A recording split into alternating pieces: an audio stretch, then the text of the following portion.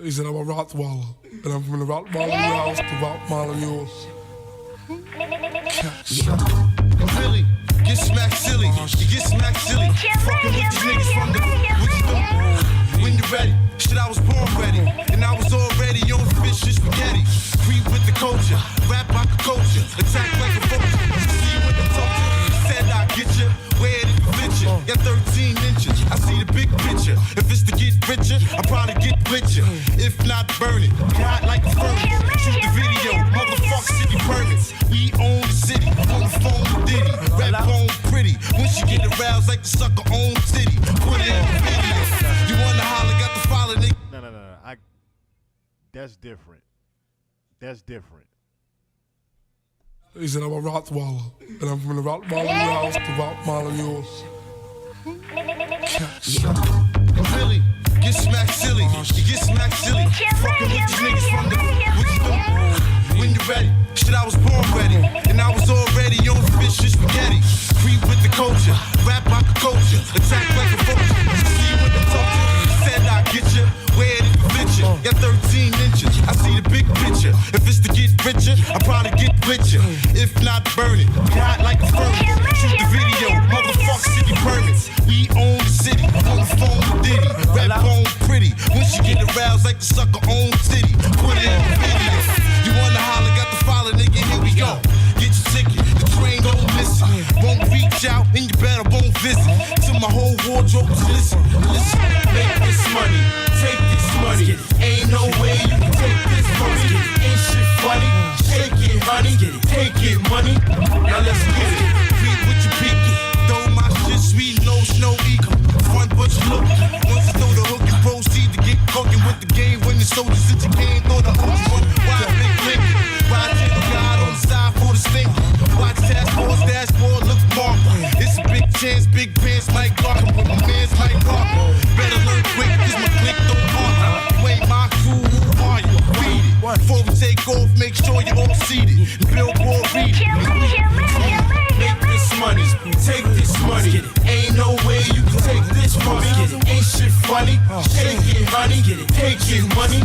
Now let's get it. So controller, rap by your toller. Kids hate me when they older. I put cracks by the stroller. I'm registered voter, motherfucker quota. Give me some baking soda in the quota. Better flow straight about the water. I'ma break the game till it say out of order. Put the high scorer, then tear the floor up. On the world tour with your whole out in Europe. Head on the tour bus. Do what the niggas in the drop things told us. Call the 5 reporters. Thank my supporters. Hitting wives and daughters. Bought them next spray from Estee Lauder. Hey, yo, call me D. I run this city. Send the cops, DA, the feds to come get me. Cats wanna leave me for dead. You coming with me? Head in the Bentley, red at 150. Straight lose it. Love two things, my family, my music. Like co-write and produce it. Drop mine hot, non-exclusive. Got y'all hawking like music. Cause I could break backs and stacks, it's no problem. Make raps and tracks and go hard. Get worldwide coverage. Got so many spots, I don't even buy luggage. You love it. Make moves major. Hide out in Egypt, the girl keep coming around. And I'm a blazer, I'm the bad boy flavor. Light blue gators, not guilty. Come on, make this money. Take this money. Ain't no way you can take this money.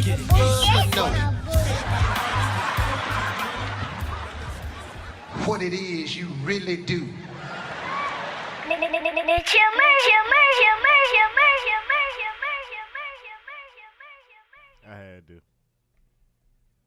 I had to.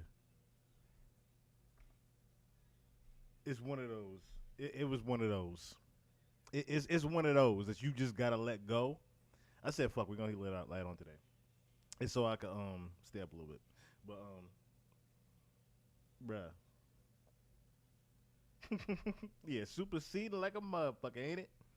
Superseding like a motherfucker. I said, "Oh shit!" I came home. I put on Tisa Tales. I said, "Oh word, oh word, word." All right.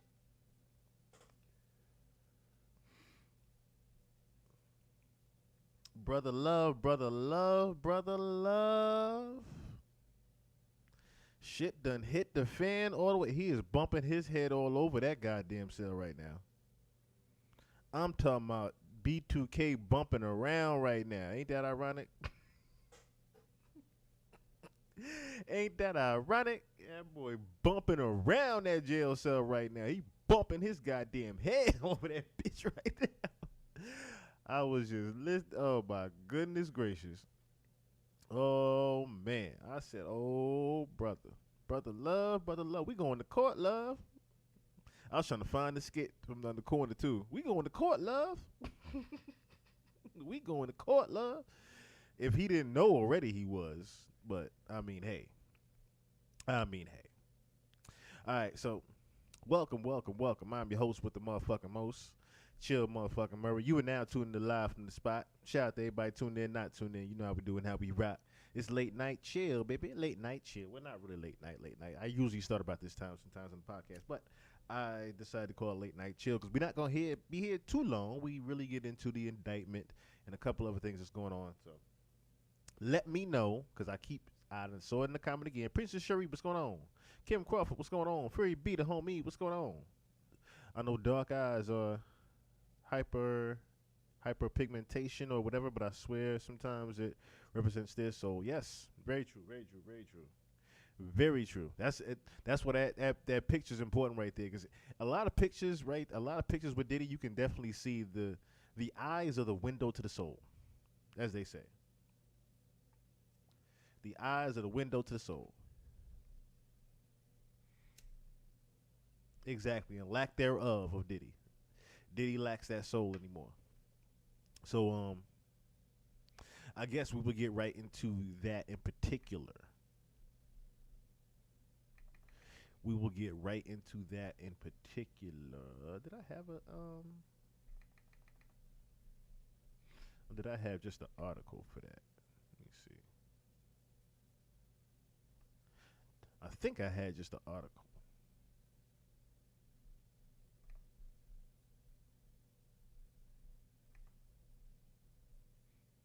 Not that one. It's over here. Oh, shit. Okay.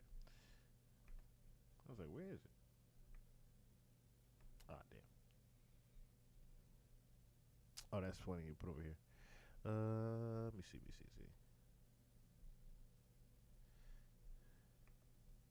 Okay. Let me get my ass on over here. Jay Porter, what's going on? Yes, I was watching The Corner. We should do a watch party on The Corner one day. For those that have not seen The Corner, we should definitely do a watch party on The Corner. I feel one day. Once again, I was gonna say, let me know in the chat if I am too low, and I will just automatically switch that bitch to the camera mic, and we'll do it from there. But yes, rest in peace to Black Rob. Hey yo, that Let's Get It record. Cause I was gonna play Special Delivery, but I was like, eh. Then I ran into Let's Get It on my playlist. I was like, oh. So I remember this one, and this perfect fitting for the moment too. I heard the lyrics again. I was like, oh yeah, perfect for the moment. Lyrics is perfect for the moment. Once again, let me know in the chat if I am too low. I will definitely switch it to the other microphone. Let me know if y'all like the light on or the light off, because I'll definitely, you know what I'm saying, the mood off. You know what I'm saying? Let me see. Let me know if this look better or the light on look better. Which one y'all want? Let me know in the chat which one better. Light on or light off?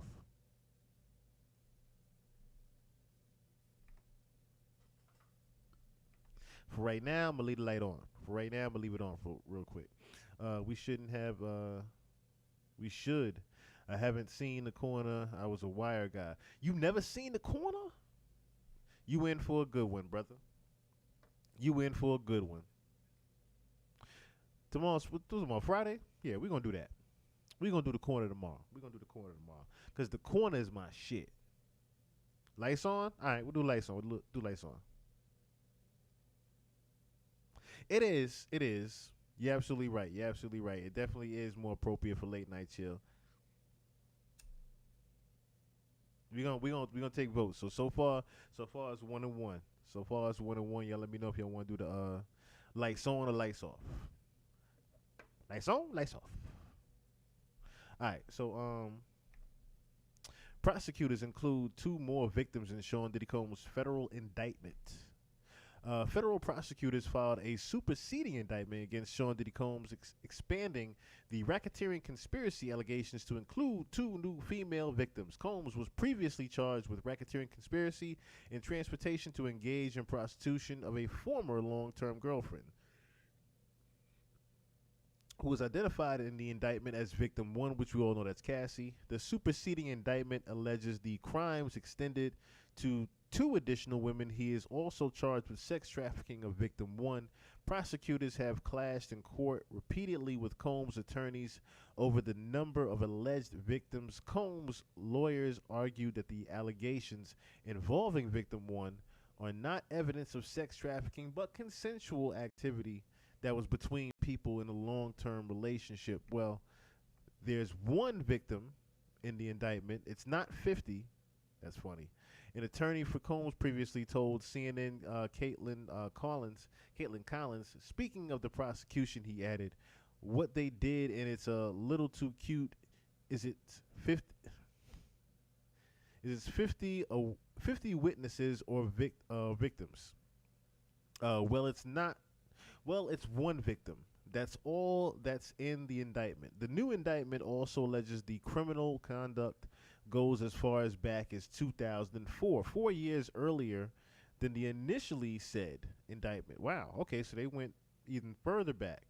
So prosecutors allege Combs and his associates used his position of power and influence to intimidate and lure female victims, often under the pretense of a romantic relationship, and then cause them to engage in sexual acts, often involving male commercial sex workers. According to the indictment, prosecutors previously alleged the crimes occurred at freak-offs or events where women were drugged and forced to have sex. In the new indictment, prosecutors allege that on some occasions, the criminal activity included just Combs and a female victim. In addition, the new indictment alleged when Combs' authority was threatened by employees, witnesses, or others, he reacted at times violently, including multiple acts of kidnapping. On one occasion, the indictment says Combs allegedly dangled a victim over an apartment balcony. The latest indictment contains no new offenses. The prosecution's theory remains flawed. Combs' attorney Mark Agnifilo said in a statement to CNN, the government has added the ridiculous theory that 2 of Mr. Combs' former girlfriends were not girlfriends at all, but were prostitutes. Mr. Combs is as committed as ever to fighting these charges and winning at trial. As part of the conspiracy charge, prosecutors added 2 additional charges. Combs and others alleged possessed to include, what does that say? Oh, silicone, is that what it is? Psilocin? Oh, psilocin. Okay. Psilocin and psilocin, a psychedelic, and that word always messes me up. Methamphetamine. That's what. Okay. A psychedelic and methamphetamine. Prosecutors have said their investigation is continuing and emphasized that in a letter to judge filed on Thursday, as the government has previously indicated its investigation remains active and ongoing. The government will endeavor to return any further superseding indictment as promptly as possible. Mindful of the May 5th, so he's ready to go. They ready to go May 5th. The May 5th, 2025 trial date. In this case, prosecutors wrote to the judge, Combs has pleaded not guilty to those charges. Still.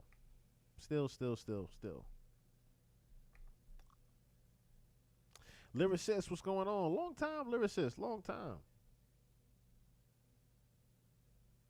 Blessed to see you as well. Thank you, Freebie. Thank you, my brother. Thank you. Thank you, Miss Krim Crawford. Thank you. I appreciate it. Yeah, 20 extra years over his head. 20 extra years over his head.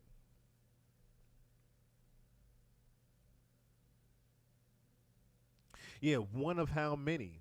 One of how many is exactly right. So this is why I said before I'm not worried about Cassie. They keep trying to put the Cassie thing in front of us as if, like I said, I'm not worried about Cassie. The reason why I'm not worried about Cassie is for the simple fact that they have other people on top of, they have other crimes that they can get him on. There's other crimes they can get him on. Number one, they already said that they possibly can get him into the Biggie trial, right? They already said that they're going to get him for possibly the Biggie murder, and they also said that they're going to possibly get him for the Tupac murder. So, remember, there are more than one thing. There's more than one thing besides this racketeering and sex trafficking that they have for. Always keep that in mind. They have a few different things that they can charge him for, or should I say, involve him in. Yeah, I gotta watch that too.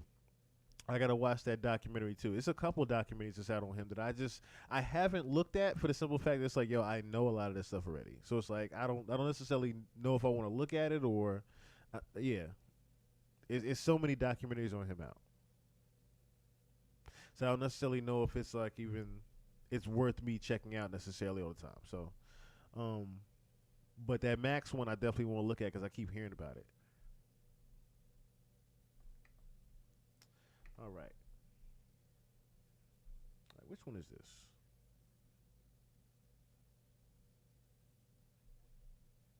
I think this is the Enterprise letter.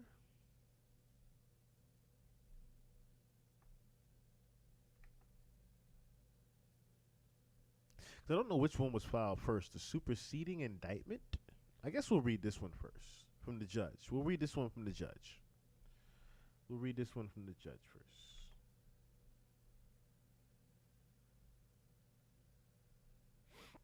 They interviewed one of the assistants.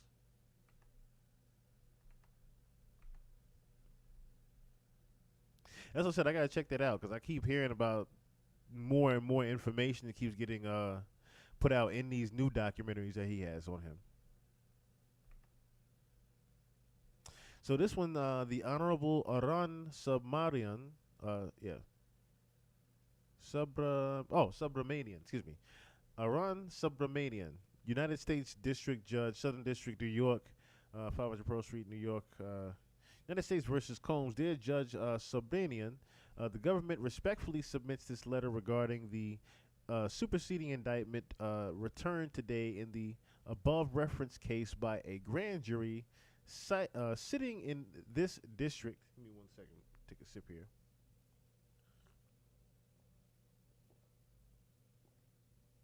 Little parts.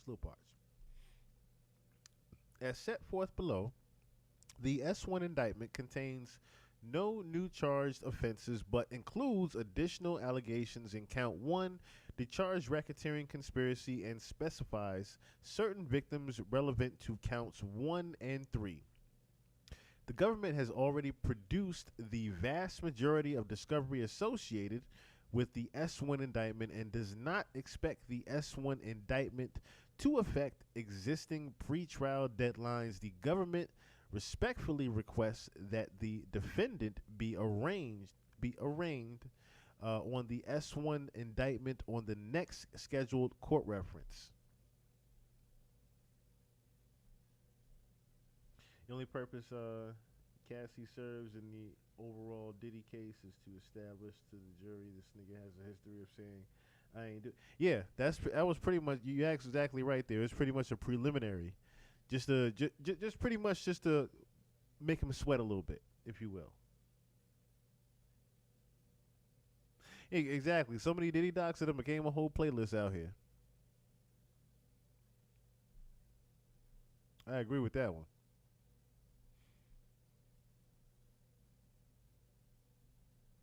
Yeah, one new kidnapping is a 20-year minimum. Let me zoom it in just for some of y'all that might want to read along here. Zoom it in just a little bit here. All right, so overview of the S1 indictment. In addition to the allegations included in the initial indictment, the S1 indictment includes the following new allegations: additional speaking allegations regarding racketeering activity, extension of the racketeering conspiracy from in or about 2004 through in or about 2024. Damn.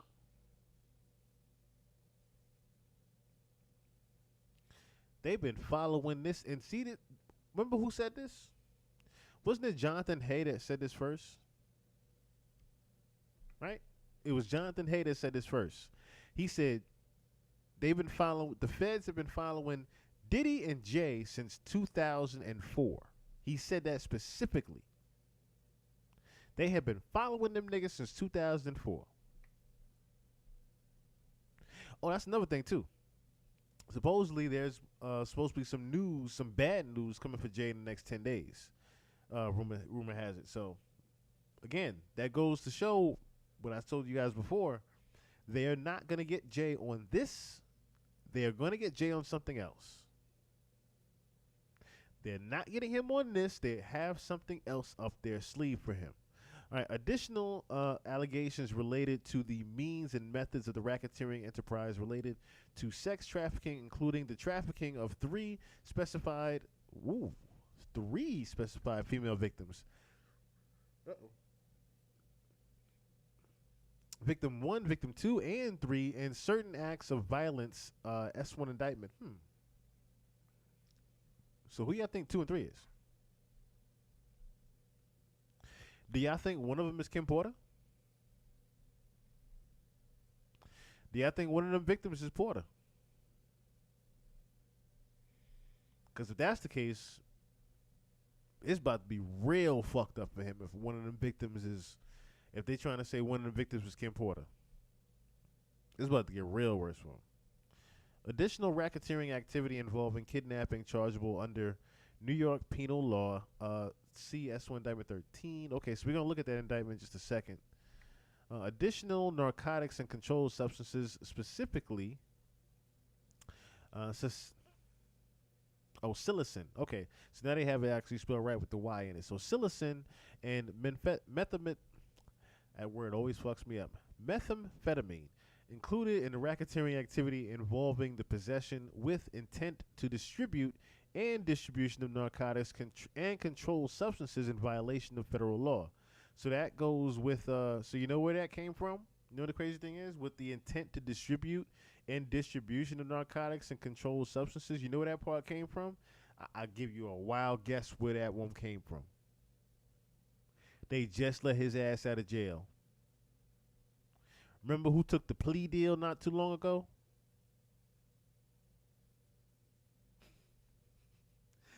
Mr. Brendan done snitched. Brendan done snitched. You can tell right there. Additional narcotics and controlled substances, specifically psilocin and methamphetamine, included in the racketeering activity involving the possession with intent to distribute and distribution of narcotics and controlled substances in violation of federal law. That one came straight from Brendan.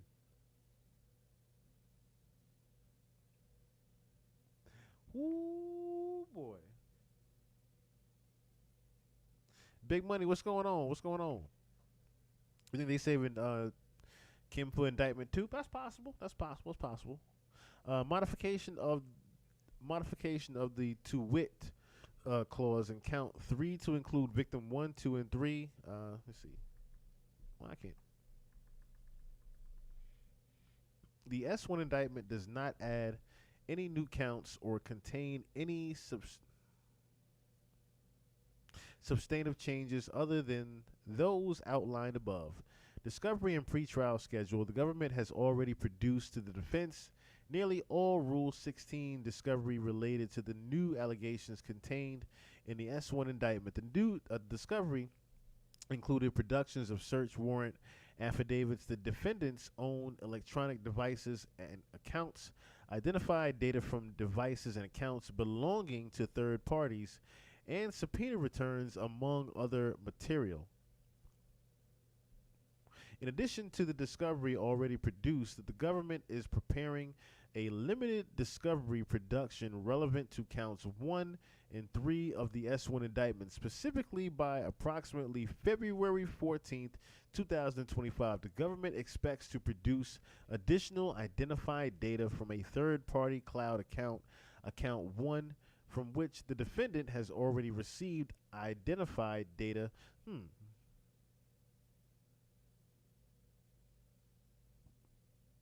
Discovery production.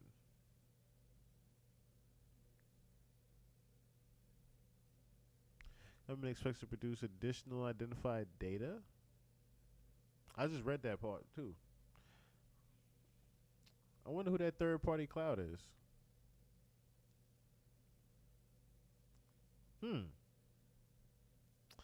Whose hard drive they got?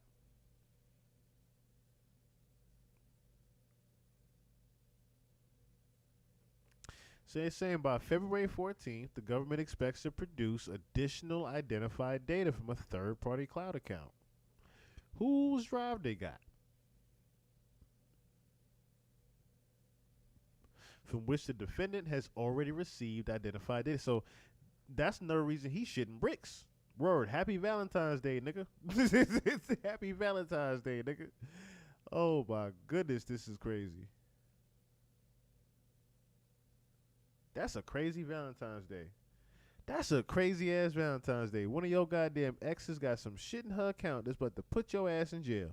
That's some shit. That's some shit right there. The government anticipates that the additional identified data from account 1 will be limited to media files, videos, and photographs from an approximately 1-year period. The government will continue to promptly produce on a rolling basis any additional discoverable material it obtains. That means we getting more than a Cassie leak. That's what that just said right there. We about to get way more than a Cassie leak. The government does not expect the indictment to affect the scheduling order entered by the court on January 8, 2025. So that passed already. Arraignment in the Speedy Trial Act. The government respectfully suggests that the court arraign the defendant on the indictment at the next scheduled court conference.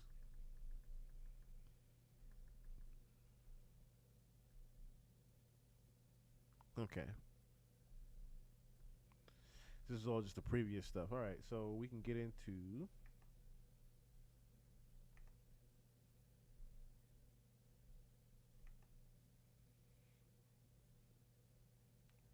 this superseding indictment.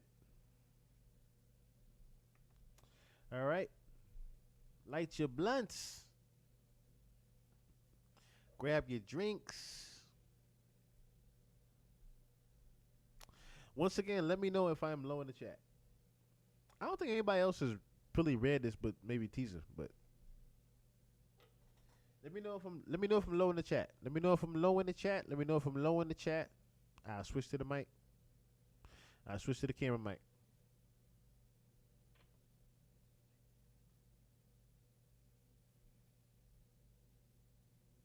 Hey, Convani, what's going on?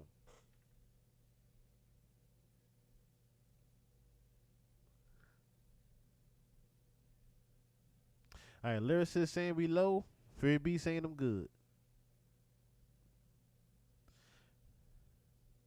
All right.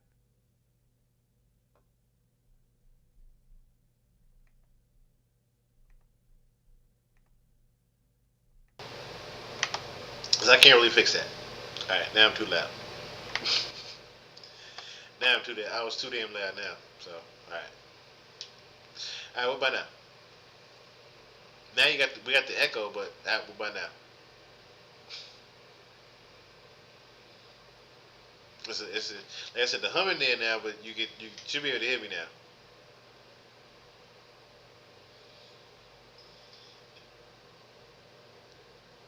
All right, I guess we'll. All right. He said I'm listening to a Bluetooth speaker. All right, we'll do that then. My own phone told me I'm good. All right, I heard my echo.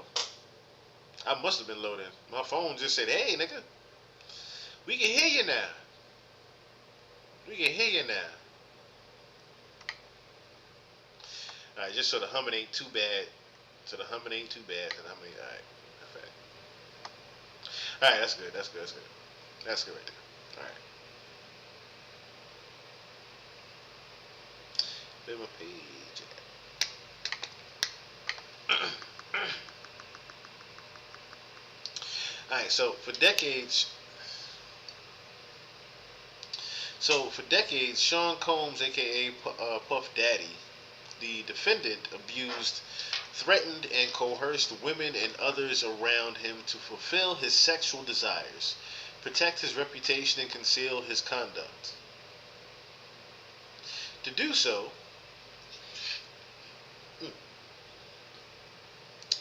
Combs relied on the employees' resources and influence of the multifaceted business empire that he led and controlled, creating a criminal enterprise whose members and associates engaged in and attempted to engage in, among other crimes, sex trafficking, forced labor, kidnapping, arson, bribery, and obstruction of justice.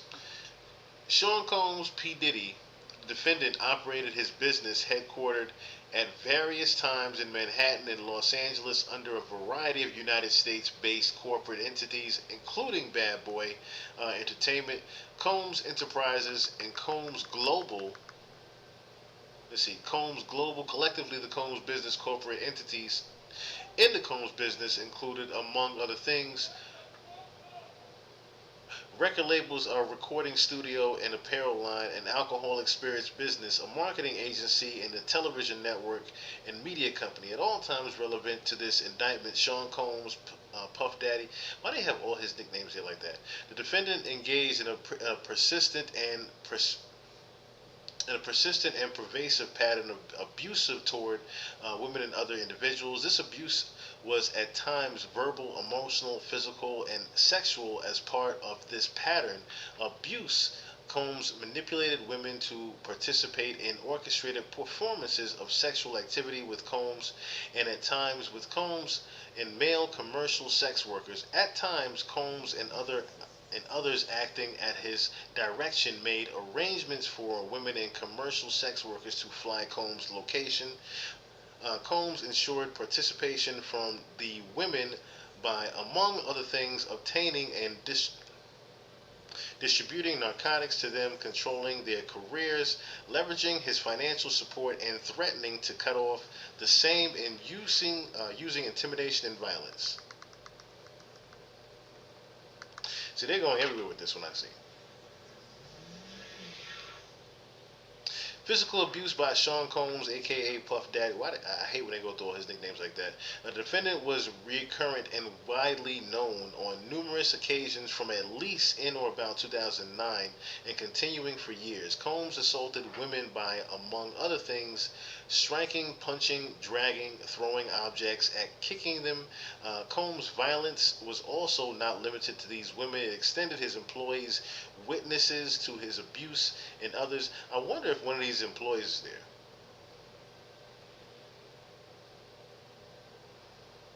I wonder if one of these staff members is also one of these third-party accounts, possibly.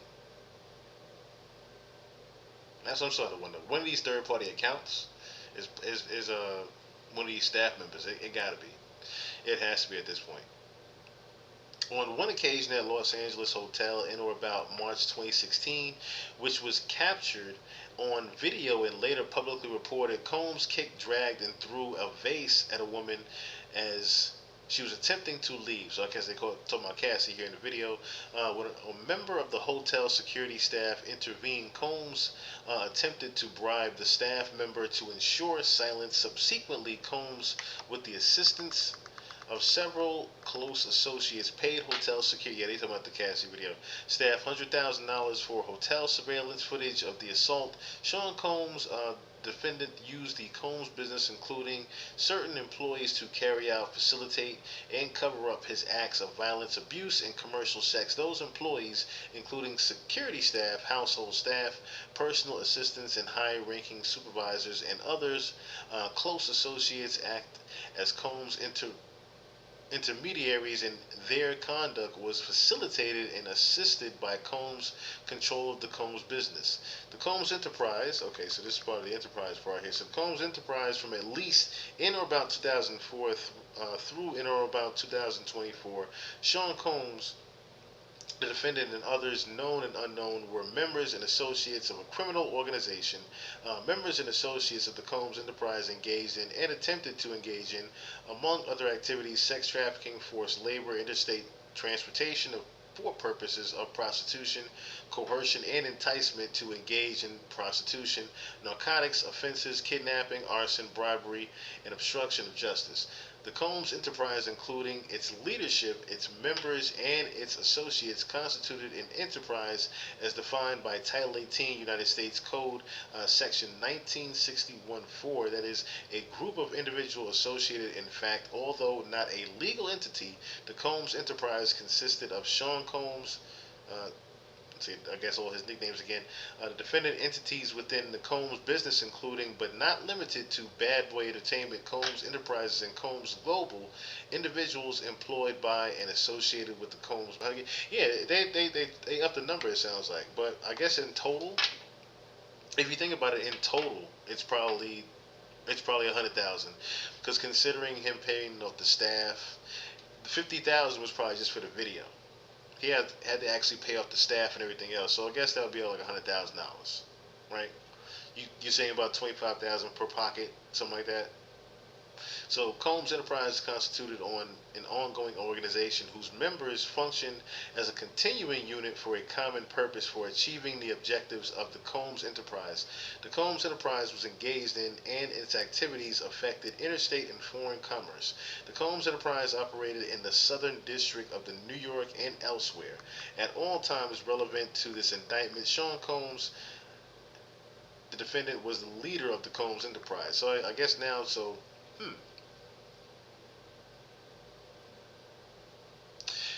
do you think they're taking Lucian Grainge out of this case?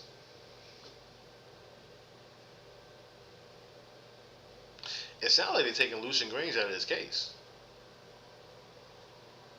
I don't know. It sounds like to me they're taking Lucian Grainge out of this case now. I don't know about the assistant, but it sounds like they're taking at least Lucian Grainge out of this by saying that in particular. Purposes of the Combs Enterprise. The purpose of the Combs Enterprise included the following: operating a global business in the media, entertainment, and lifestyle industries, including, among other things, record labels, a recording studio, an apparel line, an alcoholic spirits business, a marketing agency, and a television network and media company. Preserving, protecting, promoting, and enhancing the power, reputation, and brand of Sean Combs, the defendant, as a musician, entrepreneur, and figure in the entertainment industry, enriching members and associates of the enterprise, and including its leader, Combs, and in particular those who demonstrated loyalty to Combs and willingness to conceal his crimes.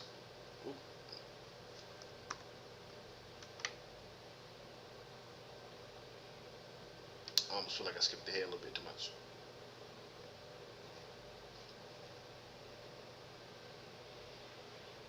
What was that?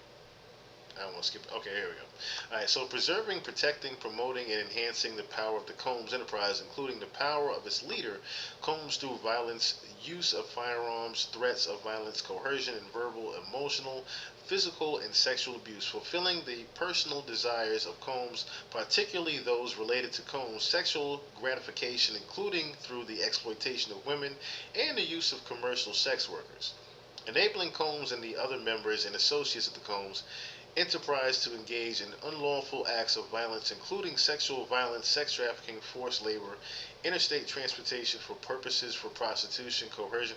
They going down the line with this stuff, ain't it? And enticement to engage in prostitution, narcotics distribution, and other crimes, and concealing the commission of such acts. I guess that's the obstruction of justice part then. Lulu, what's going on? Chachi Versace, what's going on?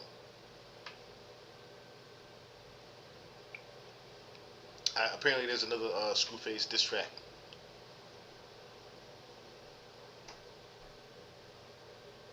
I guess y'all saying there's another Screwface diss track.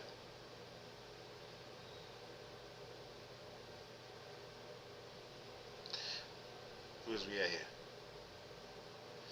securing absolute loyalty from members of the Combs Enterprise, including through acts of violence and threats, and protecting the Combs Enterprise and its members and associates, including this is a short indictment. Okay, good. This is a very short indictment here. Okay, so Combs from detection and prosecution by law enforcement authorities through acts of intimidation and manipulation, bribery, and threats of retaliation against individuals who witnessed the crimes committed by members and associates of the enterprise, means and methods of the enterprise, means and methods by which Sean Combs, the defendant, and other members and associates of the Combs Enterprise conducted and participated in the conduct of the affairs of the Combs Enterprise included the following. So,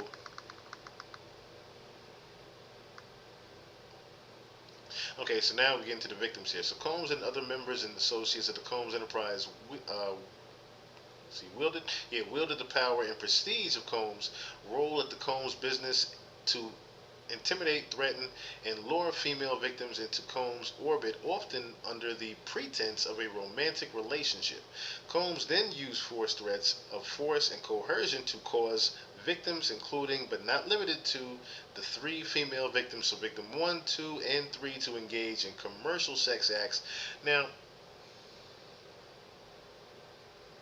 okay, so you might be right on that, Freebie. Only one Zane, what's going on? You might be right on that, Freebie. You might be right on the indictment being, the second indictment being Kim Porter. The victims here might be, what was that other chick name? It was Daphne and the other one. It was Daphne and a different one. I can't remember her name now. Was it Jade?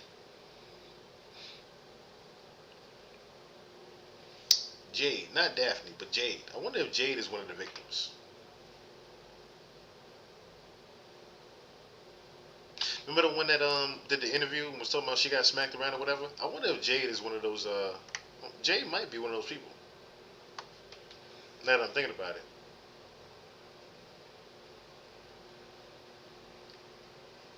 I have to brainstorm on this one and figure out which one of these victims is which. Because I know we know victim 1 is Cassie, so victim 2 and 3 has to be one of the.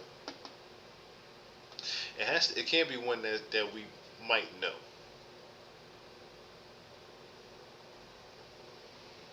I'm thinking it's somebody that we might not think of.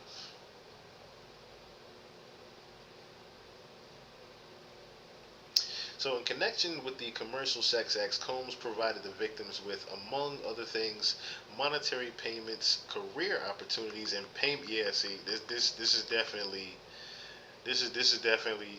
Daphne, Jade. It's got to be one of them. Monetary payments, career opportunities, and payment of rent and housing expenses. This is definitely one of them.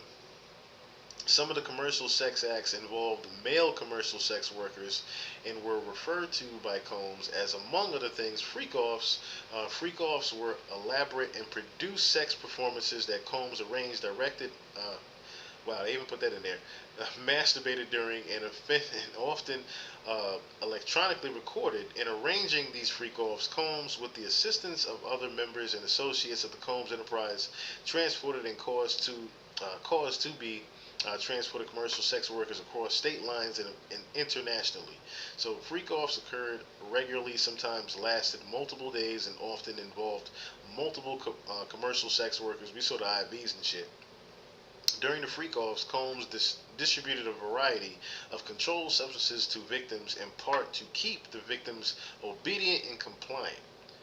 Sometimes, unbeknownst to the victims, Combs kept videos he filmed of victims engaging in sex acts with commercial sex workers. After freak-offs, Combs and the victims typically received IV fluids, to recover from the physical exertion and drug use.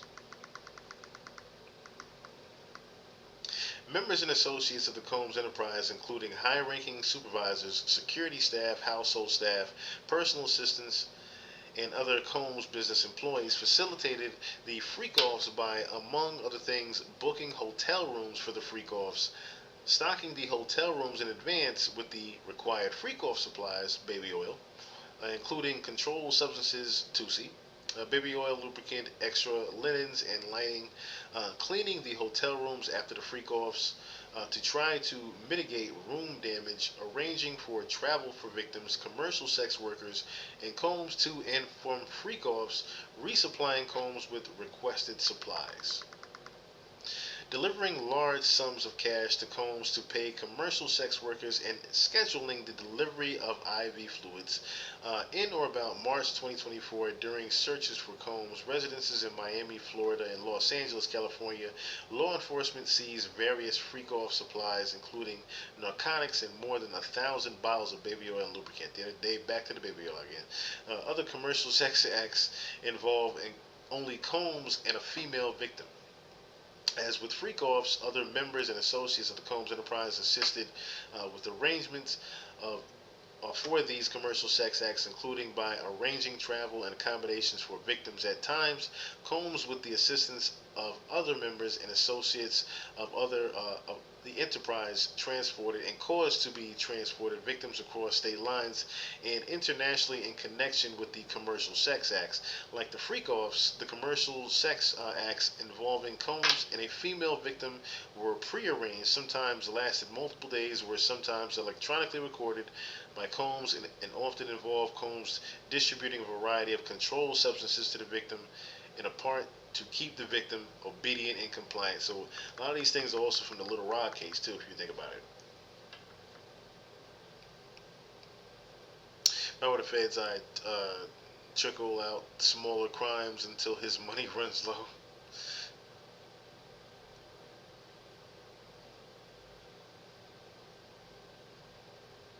Yeah, apparently this is what's going on with Little Rod. This right here. So it seems to me that they're pretty much putting all of the cases together in one, if you get what I mean. So this indictment is pretty much, it sounds like it's involving all of the information of everybody. Medusa, what's going on? What's going on? This is involving the information of everybody. Because I'm literally hearing the information from all of the cases, it sounds like, in this one superseding indictment.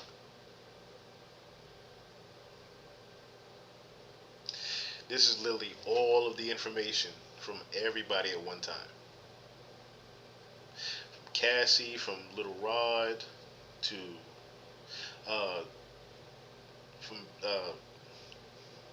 I'm forgetting her first name, D Woods. Lord knows who else. Lord knows who else in this one. Lord knows who else. These assaults often resulted in injuries that took days or weeks to heal. Following the assaults, Combs, with the assistance of members and associates of the enterprise, frequently worked to conceal his misconduct by offering to provide medical assistance or other financial benefits to the victims. Combs also threatened victims' careers and livelihoods, including if they resisted engaging in sex acts with Combs, and at times with Combs and male commercial sex workers. Victims believed they could not refuse Combs' demands without risking their financial or job security, or without repercussions in the form of physical or emotional abuse. Combs also used the sensitive, embarrassing, and incriminating recordings that he made during freak-offs as collateral to ensure the continued obedience and silence of the victims. Members and associates of the Combs Enterprise, including Combs' security personnel, at times carried firearms. On more than one occasion, Combs himself carried or brandished, got some on my screen here, or brandished firearms to intimidate and threaten others, including victims of and witnesses to his abuse. In or about March 2024, during searches of Combs' residences in Miami, Florida, and Los Angeles, California, law enforcement seized firearms and ammunition, including those 3 AR-15s that we saw here, with defaced. See, I wonder if those defaced serial numbers in those drum magazines and those AR-15s, I wonder if that's going to come with some time now. That's what it's starting to sound like to me. That might come with some time. Side note, I don't believe there's any difference between disease and demon. Yeah, I absolutely agree with you there. Definitely no difference between demons and diseases. Members and associates of the Combs Enterprise and enable Combs control over victims by following his directions regarding financial payments to victims, advancing or suppressing the victim's career opportunities, and acquiring the controlled substances. Combs used to keep the victims compliant. Members and associates of the Combs Enterprise at times witness Combs violence toward the victims or the victims' injuries caused by Combs without intervening. Instead, members and associates of the Combs Enterprise had helped conceal the violence and abuse by, among other things, assisting Combs in monitoring and preventing victims from leaving locations such as hotels or Combs residences. These occasions included instances in which a victim was required to remain in hiding, sometimes for several days at a time, to recover from injuries Combs inflicted without being publicly observed. Members and associates of the Combs Enterprise also assisted Combs in locating and contacting victims who attempted to flee his abuse. When employees, witnesses to his abuse, or others threatened Combs' authority or reputation, Combs and members and associates of the Enterprise and engaged in acts of violence, threats of financial and reputational harm and verbal abuse. These acts of violence included arson and multiple acts of kidnapping, including one instance of kidnapping during which Combs carried and displayed a firearm. In addition, on multiple occasions, Combs threw both objects and people, as well as hit, dragged, choked, and shoved others. On one occasion, Combs dangled a victim over an apartment balcony. I wonder if that's one of the victims now. But we also remember when Wale didn't necessarily clarify if it happened or not, but you know, when Combs' authority or reputation was threatened by the possibility of negative publicity or legal or law enforcement action against him, including in or about late 2023, following public allegations of Combs' crimes, Combs and members and associates of the Enterprise pressured witnesses and victims, including through attempted bribery, to stay silent and not report what they experienced or knew to law enforcement. On phone calls, Combs and other members and associates of the Enterprise, among other things, provided these victims and witnesses with a false narrative of events in an effort to conceal Combs' crimes. Combs caused these calls to be recorded on at least 2 occasions. Okay, so now the racketeering conspiracy. So this is the part where they've been following from 2004, I guess. So this is the racketeering part. So from at least in about 2004 through 2024, the Southern District of New York and elsewhere, Sean Combs, the defendant, and others known and unknown, being persons employed by and associated with the Combs Enterprise, described in paragraphs 6 through 12 of this indictment, an enterprise engaged in and the activities of which affected interstate and foreign commerce, knowingly combined, conspired, confederated, and agreed together and with each other to violate to violate the racketeering laws of the United States, to wit, Title 18 United States Code, Section 1962, that is, to conduct and participate directly and indirectly in the conduct of the affairs of the Combs Enterprise through a pattern of racketeering activity, as the term is defined in Title 18 United States Code, Section 1961, consisting of the multiple acts involving kidnapping, chargeable under the following provisions of state law. Multiple acts involving arson, chargeable under the following provisions. Then you have the bribery. Let me see, who else is down here? Multiple acts indictable under Title 18. Multiple acts indictable under Title 18 again. And this is why they say there's multiple indictments coming. Okay. So multiple offenses involving the possession with intent to distribute or distribution of narcotics and controlled substances, including cocaine, oxycodone. What's that other one there? I never even seen that one though. Alprazolam. So oxycodone, alprazolam, 3 to 4. That's a long right there. I know it's methamphetamines right there, but methyl. This is a long one right here. Why do they have this whole? I didn't know this is a whole word right here. So this is methylindex. Okay, we're just gonna say methamphetamine. That first part is a doozy. And promo 25. Okay, a lot of drugs. Gamma. Then we got the ketamine in here. Okay, so pretty much the 2C. If I'm looking at this right, this is pretty much is this a breakdown of the 2C? This is like a breakdown of what the 2C is. If I'm not mistaken, because I see the ketamine, the cystolin, and the methamphetamine in there. This is a breakdown of the gamma. Yeah, this is a breakdown of the 2C.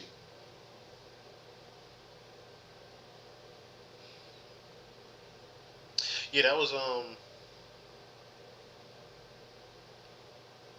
Tiffany Red, I think is her name. I think it's Tiffany Red, Cassie's friend. Yeah, Tiffany Red is the one that got hung over the balcony. You're absolutely right. So it was a part of the conspiracy that Sean Combs, the defendant, agreed that alright, we almost done here. The defendant agreed that a conspirator would commit at least 2 acts of racketeering activity in the conduct of the affairs of the Combs enterprise.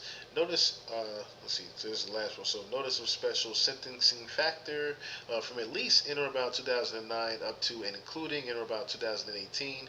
The Southern District of New York and elsewhere, as part of the agreement to conduct and participate in the conduct of the affairs of the Combs enterprise through a pattern of racketeering activity, Sean Combs, defendant, agreed to in affecting interstate and foreign commerce, knowingly recruit, entice, harbor, transfer, provide, obtain, advertise, maintain, patronize, and solicit by any means a person. Then it has a different, okay, so this is the different counts of it. So count 1 and 2 and 3 here. Oh, just the same thing repeated. Alright, so down to the nitty gritty here. So as a result of committing the offense alleged in count 1 of this indictment, Sean Combs, the defendant, shall forfeit to the United States pursuant to Title 18 United States Code Section 1963 any and all interest the defendant acquired or maintained in violation. So he's pretty much giving up everything. Yeah, any and all interests, securities, claims against property of, contractual rights of any kind, affording a source influence over the enterprise. So yeah, Bad Boy's done. Oh, Tiffany Red's friend. Okay.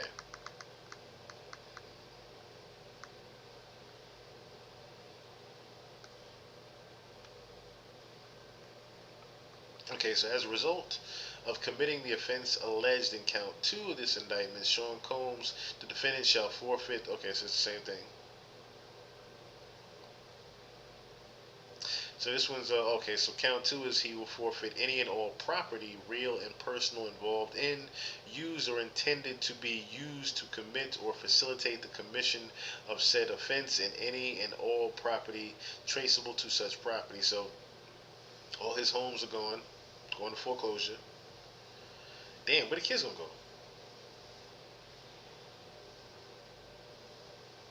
Damn, I just thought about that. So, as a result of said offense, including but not limited to a sum of money in United States currency representing the amount of property involved in said offense and proceeds traceable to, yeah, damn, his houses and all that gone. Damn. He has to forfeit everything over it. Yeah, he literally has to forfeit everything over.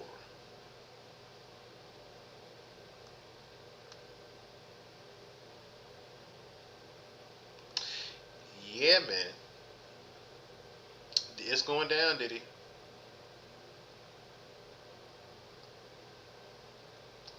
It's going down, man.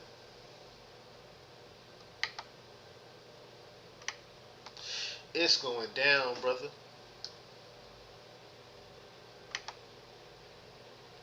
This the crazy thing is, I was saying to myself as I was reading it. Lawyers are long-winded, ain't they? Lawyers are long-winded people. I am not as long-winded as lawyers. I am not as long-winded as lawyers. I was just losing my voice. I was saying this shit. I'm like, God damn, I ain't got it like I used to. I ain't got it like I used to.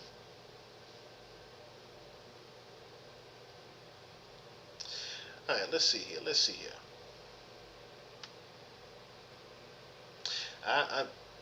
But we told y'all though.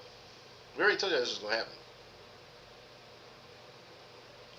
Cause we talked about the super. What was that? A couple months ago, we said the superseded indictment was coming still. Law in court. Law in court said it. Law in court said we was gonna get a superseded indictment.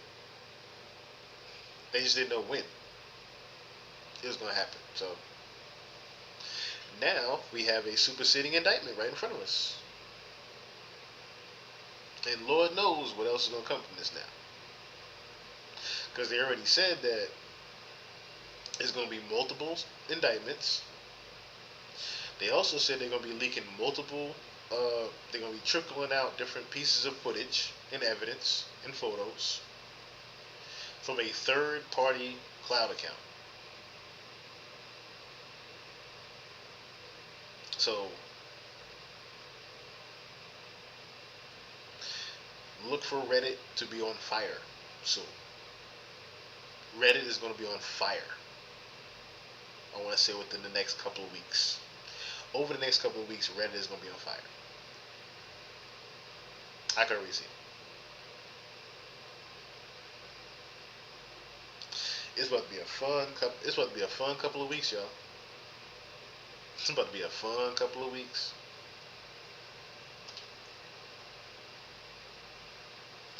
I can only imagine what's on them tapes. That's pretty much what they said. They're going to be leaking all the tapes now.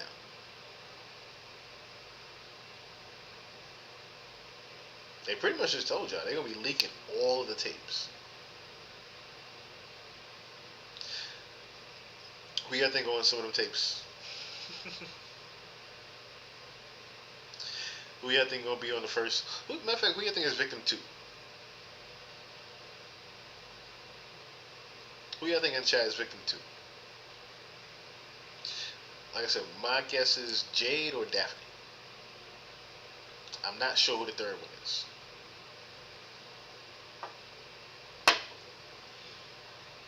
I'm curious now.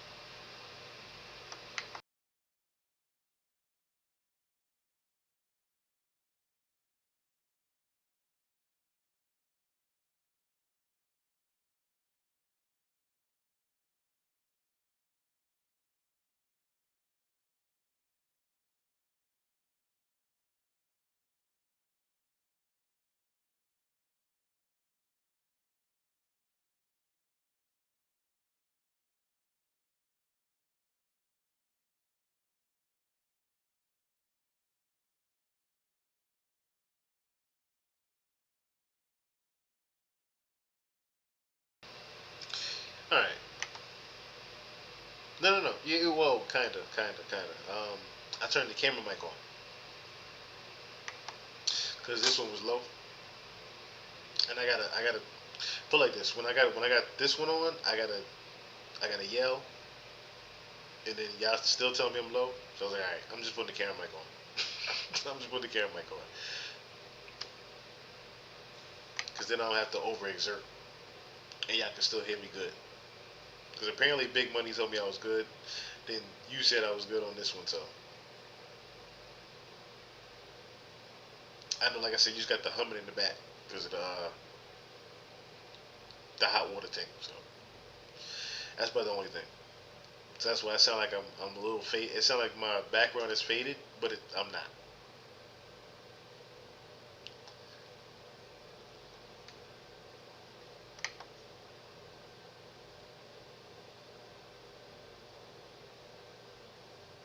So remember Dana Tran?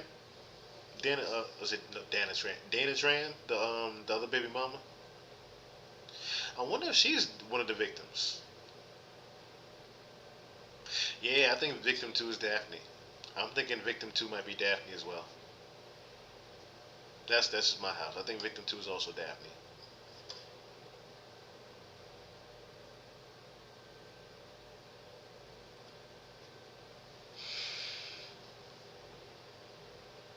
me see here. Let me see.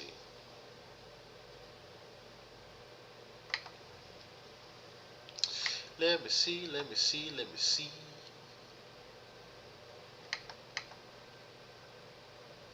Yeah, I'm curious to know who his victims are now.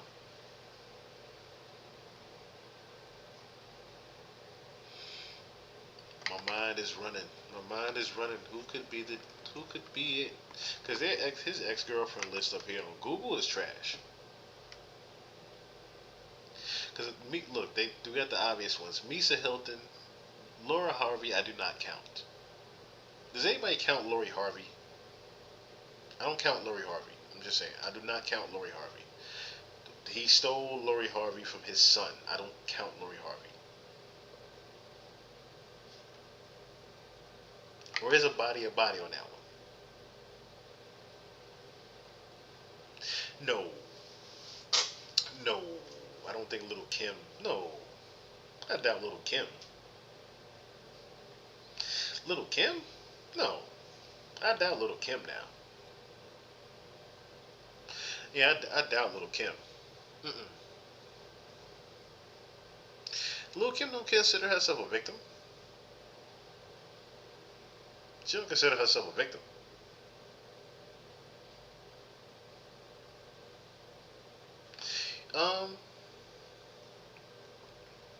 That's a good observation. Because they did say male sex worker, so I wonder if it's I wonder if Farnsworth finally did come clean on something. You know? I Count Laurie shows a track record of creepy behavior. Yeah.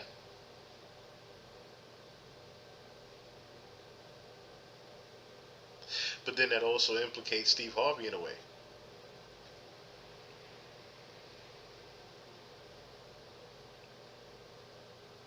That would be weird if Adi was a victim. That would be weird, but it would make sense too. Considering he said himself he was a victim.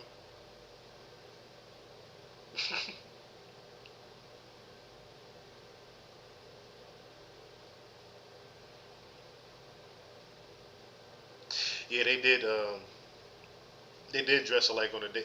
I mean, like I said, a body is a body, I guess, then, right? A body is a body there.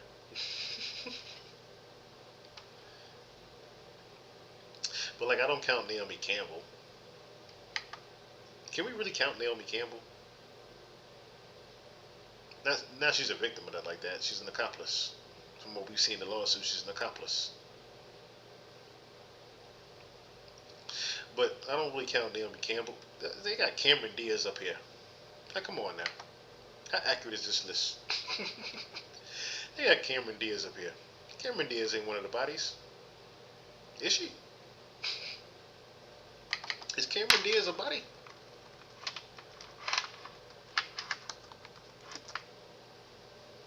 Cameron Diaz is a body.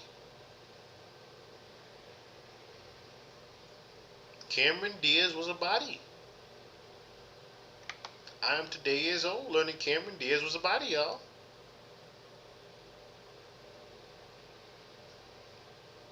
I didn't know this.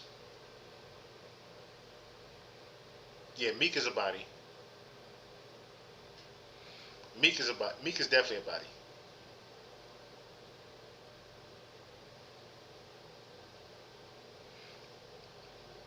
Now, whether or not they're going to be brave enough to leak his tape remains to be seen. That might shut him up quick. You might see Meek move out the country if they leak his tape. Meek Mill is leaving the country. He ain't gonna say nothing else. No tweets, no nothing. He gonna delete his account. This will be the first day you see Meek Mill delete his Twitter. If they leak his tape.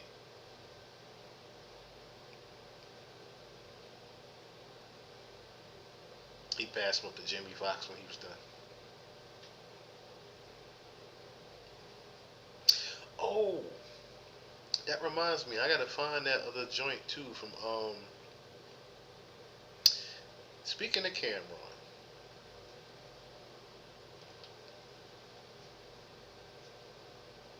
Speaking of Cameron, hold on. Speaking of Cameron, wait a minute. 1 second, y'all. 1 second. So that reminds me.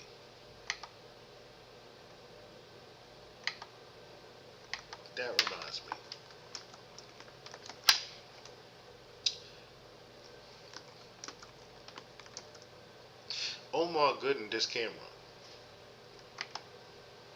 Why, I don't know.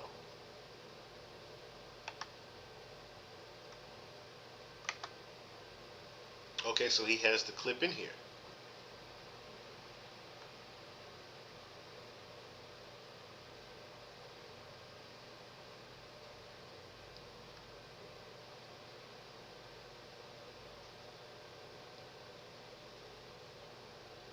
Ah, okay. So he said something about him just sitting around waiting for a movie to cast him. Okay.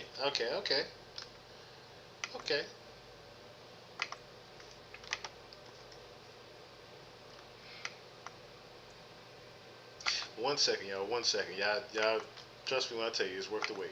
This is worth the wait. Because I was flabbergasted.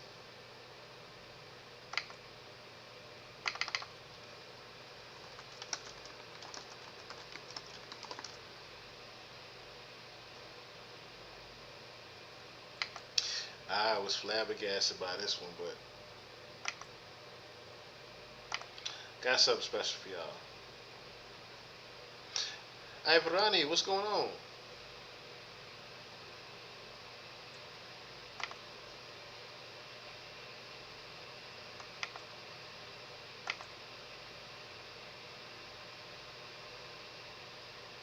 This the first one? Okay.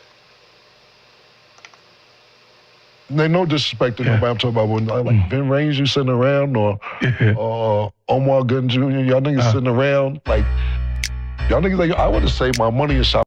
They no disrespect to nobody. I'm talking about when like Vin Rames, you sitting around, or Omar Gooden Jr. Y'all niggas sitting around, like y'all niggas like I want to save my money and shop my own shit by now. But the black actor has to sit around for 50 Cent or somebody in your lane to come pick them up to actually do them. So put them in something, so. I might not even listen to it like that. All right, little nigga. It's the work. I'm a problem. Don't be trying to poke the bear, spit like I ain't got shit to lose. Nigga, I'm down to take it there. I don't know why you playing. You not a killer, man. Like Kenny showed us, there's plenty of ways to kill a man. You only get one warning shot, don't make me do it to you. You know my name, you say my name, don't add no junior to it. Cause I ain't like the rest, cut from a different cloth. Yeah. I'd rather show you my jolly side, that's my Santa Claus. They about to make me add some pages to my catalog. I've been watching all of y'all, taking notes in my battle log. Me and the team is ready, done seen some things aplenty. Too late to try to sell my soul, I wouldn't receive a penny. Everything tight about me, everyone I need is right around me. Most my life's an open book, plus what they write about me. Just go to Niggapedia, it'll say he got bars. Most of them niggas know he him, so they don't fuck with Mar. Him not the most is famous, so he'll get reckless, cuz eating disrespect like having dinner at the Breakfast Club. Yeah. When you say no disrespect, that's just some clown shit for coming indirect with disrespect. So watch your mouth, bitch. Was at the crib getting some neck, then hit the bank to go and cash the check that your ass wrote while you was talking out your neck. Shit. Don't take no shots, cause I don't catch strays, I let them off. Yeah. If this shit got you feeling froggish, hop and set it off. Aight, let off the gas and hit cruise. He probably didn't mean it like he said it, but he said it, so fuck that dude. I know them sneaky freaks and how they think. They like the boo-boo and don't think it's stinking. And their favorite color's pink, but probably call it salmon. No disrespect, but second thought, okay, a little disrespect. They've been sneak dissing for years behind closed doors. The why is still unclear, but bitch, I'm still here. Smart money say this will probably just piss them off. Have them call they ghosties up and pay them all to list my flaws. They'll turn my early accolades into some kind of weakness. They'll bring my brother up and probably try to invent some sweetness. Try to taunt my lack of bling or clown my net worth. Probably take a knee, but not the type that makes your neck hurt. Dig all you want, but what I promise you is this: you'll never find my name on anybody's fucking list. You can even add a junior to it, nigga, it don't exist. You can say it with a lisp, and I'm still the fucking shit. I'm a problem, nigga. That's it. When you beef with the West Coast, one thing about them niggas, territorial, and they stick together. So yeah.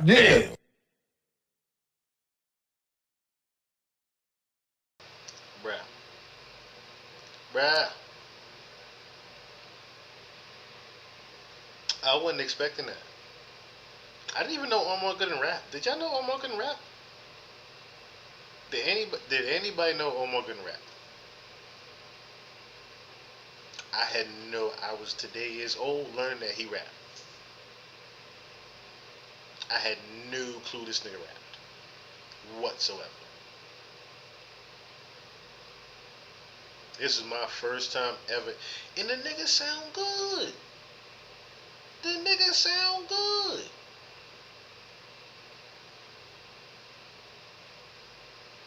Why Sarah Chapman on Diddy's ex? I have no idea. Like I said, it's a lot of bodies that I'm not aware of Diddy's. A lot of bodies I'm not aware of his. I'm not aware of his. Yeah, 2025, everybody seems to have beef.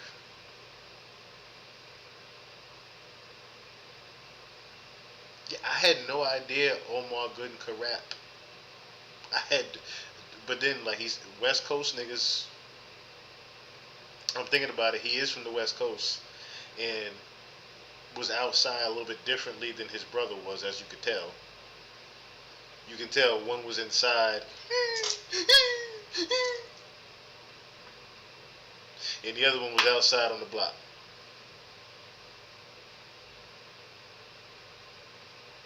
But he recorded too. He did 2 of them. Now, this is the one I heard earlier.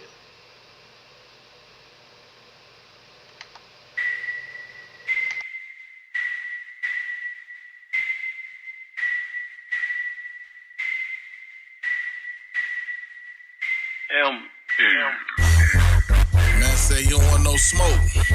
You want no smoke? Okay, that's cool. Hey, yo, 80, man. Shit still gonna get hot though. Drop that bomb on him, man. Yeah. I told him I wrote 2. Let's work. Yeah. Okay, let's go get it. Keep this shit interesting. Well-oiled machine, pause. No Diddy, Smith & Wesson. Spell my name, capital O. Ain't trying to miss my blessing. Disrespect, you gotta go. Won't be no misconception, OG. Keep it real. You fake like misdirection. Hard as fuck while you pop a pill. For all the misdirections, pause. Or let it play, nigga. You the one in question. Keep on pressing it, get depressed. Is he not flowing on this motherfucker? Is he not flowing on this nigga? Like, even if Cameron responded, even if Cameron does not sound this good anymore. Cameron his wordplay ain't been this good since J.R. Ryder.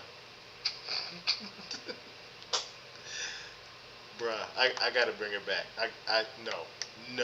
No. Not the way he's snapping like this.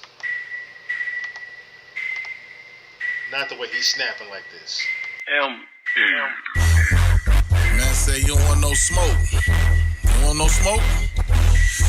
Okay, that's cool. Hey, yo, 80, man. Shit still gonna get hot though. Drop that bomb on him, man. Yeah. I told him I wrote 2. Let's work. Okay, let's go get it. Keep this shit interesting. Well-oiled machine, pause. No Diddy, Smith & Wesson. Spell my name, capital O. Ain't trying to miss my blessing. Disrespect, you gotta go. Won't be no misconception, OG. Keep it real. You fake like misdirection. Hard as fuck while you pop a pill. For all the misdirections, pause. Or let it play, nigga. You the one in question. Keep on pressing it, get depressing. If you can't hit perfection, R.I.P. to the old you. You sold your whole soul for a brand new grill. And it shows too. We missed the you with the gap tooth, the lisp and the chinchillas. Now he was a killer, but what the fuck is this? You make beef, then make peace through fake teeth. Call friends out there same name for fame and say cheese. You losing this, behind in bars, all Diddy. No bump and grind, no kid around, that's R. Kelly. Ugh, you ain't shit, oh, I know, that's what they tell me. Don't let him cook, he eating already, him all belly. Child's play, tell him how sway, I ain't new to this. Check my lineage, it still exists, that's why I'm doing this. OG, but CG was born in Harlem, that's my pops. Hip-hop, it lives in me, I'm non-stop. West Coast, born and raised, I push the line, pop. Still they see these legacy bloodlines, still I drop. You fixed your mouth, if it break again, bitch, I'll fish it out. Cause this shit way too deep for that shallow shit, that's what this about. I'm big enough to clean my plate, eat up, I'll dish it out. I say you bit off more than you can chew, but shit, you fixed your mouth. Now you stuck on dumb. First rule of thumb. Never fuck with big old bum. My fucking flow is unforgettable, like I'm from slums. I got it from the bottom, I won't stop till I'm done. Breathe and then go. You woke asleep and dragging too damn late to leave him alone. You sit back and talk shit, nigga. That's that lazy work. Keep me and Ving about your mouth. Crazy work. You gave niggas that blueprint. Nah, that's Jay-Z work. You gave niggas that pink shit. Crazy shit, it works. I ain't gonna lie, you a trendsetter. This ain't just a vendetta. You get niggas pissy like bedwetter. My pen better. My aura cocky, my zen better. I roll JB4K like the 10th letter. Okay. That's that alphabet wordplay. That's how it is. Word? Hey, just getting started feels like my birthday.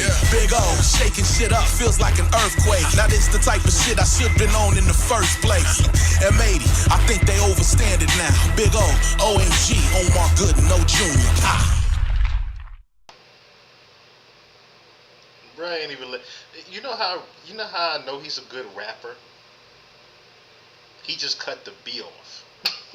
He know he annihilated the shit and said, nah, I ain't gonna talk after. I did enough. I did enough. My God. My God. My God. I was flabbergasted. I heard this one before I heard the first one. So the first one was just kidding around with him. The first one was, I'm just toying with you to see what you're gonna do. This one was a nigga, don't play with me. This was a don't play with me. Bruh. I didn't know Omar rapped. I was today years old learning this. I was today years old learning Omar Gooden could spit this good.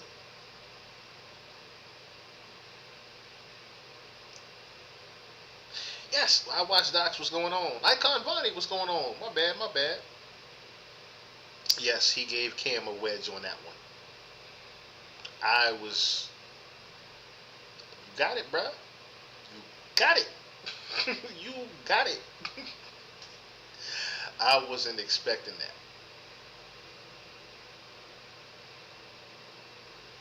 Omar, listen, Big O. Just call him Big O. Just call him Big O from now on. Ain't no more Omar Gooden. He Big O. He Big O now. He is big capital O. I damn near want to hear it again. Like, that's the level of rapping I like hearing. I like hearing shit like, that's wordplay.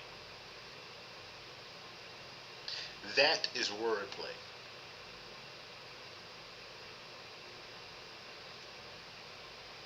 This is crazy. That was crazy right there. So apparently, it originally started, I guess, from this particular clip. You did a movie with one of my favorite rappers growing up, man. I just want to know, how did that come about? You and Cameron and Percent. Cameron. Yeah, shout out Killer Cam. Yeah, man. Let's see. Was that Yeah, that was just an offer.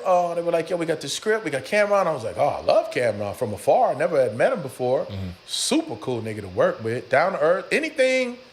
We ain't never heard nothing bad about Cameron. Man, that nigga was cool as hell. Cool as shit. He was a little rusty. because I don't think he had acted since Paid in Full. Yeah. So there was that. But Rusty, just in the sense of like he hasn't done much shit less. I don't know if that was daunting to him, but I think it was just kind of one of. But it was great movies.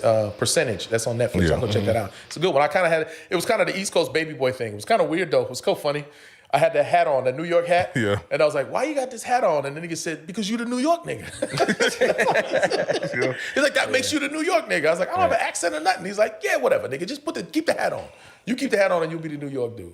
But yeah, it was a great film, man. We had fun, man. He know. Yeah, he had mentioned it on they show. It is what it is. He said the same thing about you. And you just, did he? Yeah. Oh, that's funny. Yeah, you need to check it out. But hey, we are Bad Speakers TV. It's your boy Shard, man. Cool boy G. So apparently Omar Gooden went home and heard that clip and went in the booth after.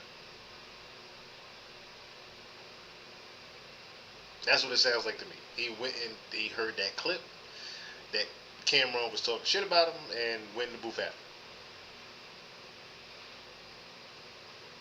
And Cameron's only response to it is pretty much he's not bothered by it.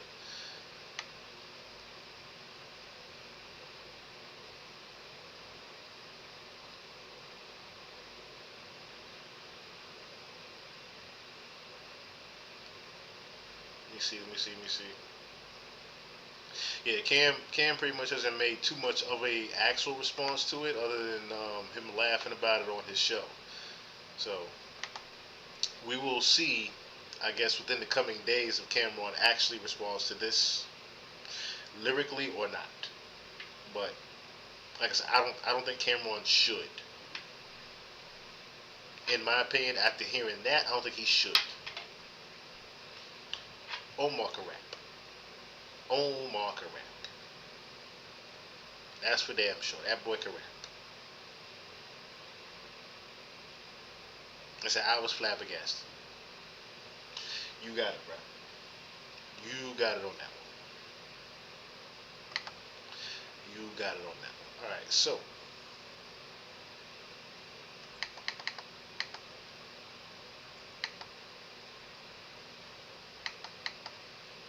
Alright, so let's get into this real quick because niggas is telling on the stand.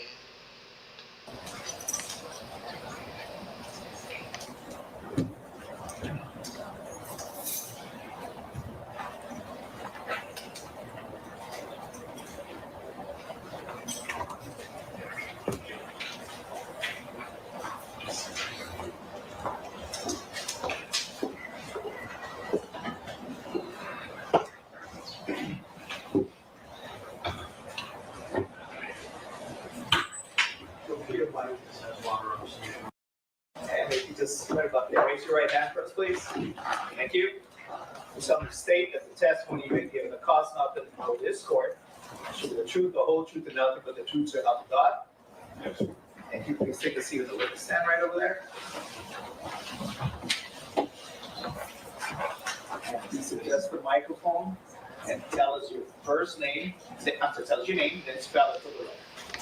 Okay, so for those that don't know what we're looking at here, this is the ASAP Rocky trial that we've been speaking about. And this is ASAP Relly taking the stand on ASAP Rocky. Now, apparently he lied on the stand today. So we're going to listen to this, and I didn't know this too. So apparently there's a couple of things that's wrong with this, right? Number one, they found the shell cases. We know about that part. What's wrong with it is they went and investigated Rocky's home and found guns registered to Rocky, but there's a gun that is registered to him that actually matched the shell casings. So there is a particular problem in this, but maybe him lying on the stand today, which we'll, like I said, we'll see, because we're gonna look at the whole entire video of him being on the stand today. Terrell Ephron, TERELL EPHRON. It's a very single session. And try to speak into the microphone.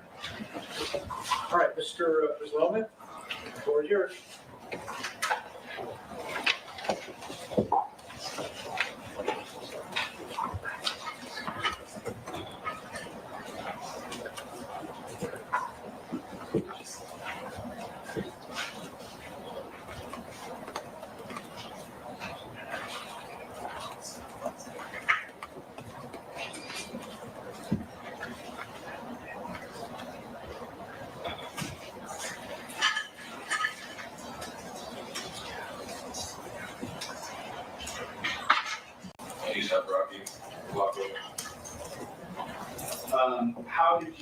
first meet you? In high school, we grew up together. How old were you think when you first met him? Probably like 17, 18. When you first met him, was he a well-known famous rapper? No.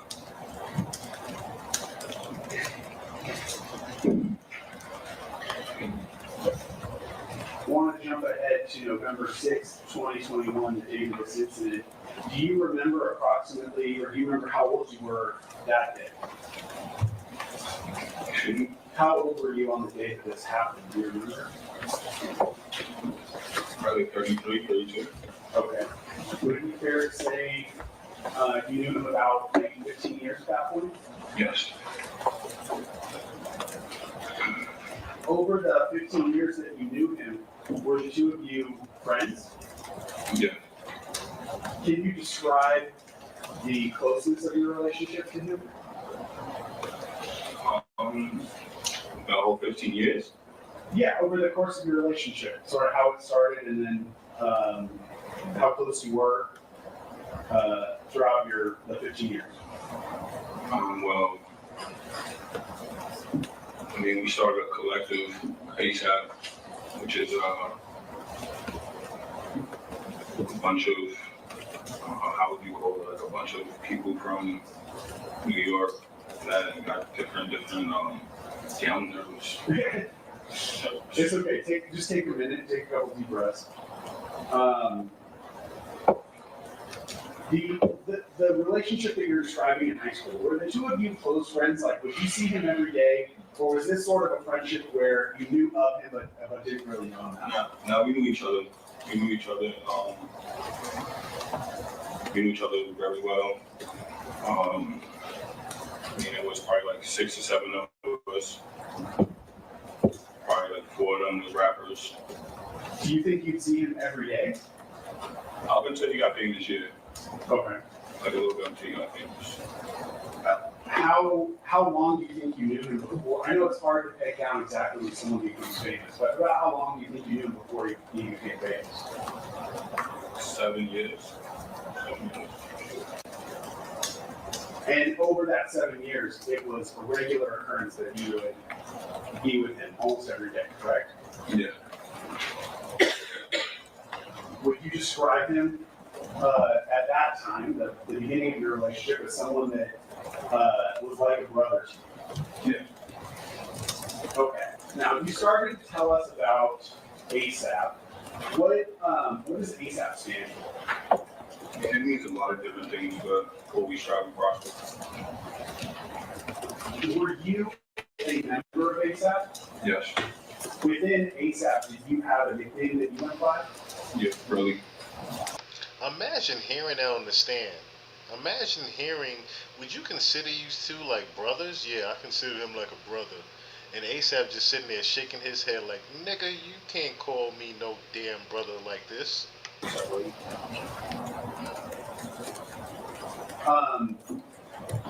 Was that something that started when you were in high school?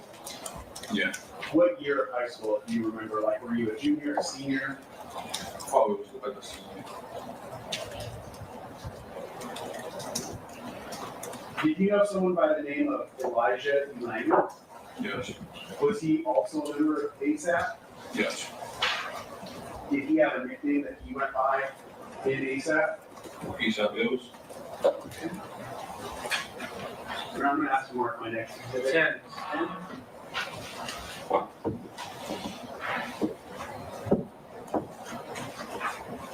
Do you recognize the person depicted here in People's 10? Yeah. And who's that? Elijah. Okay. Is it easier for you to refer to him as Elijah, Bills? How do you want to refer to him? Bills. Bills? Okay.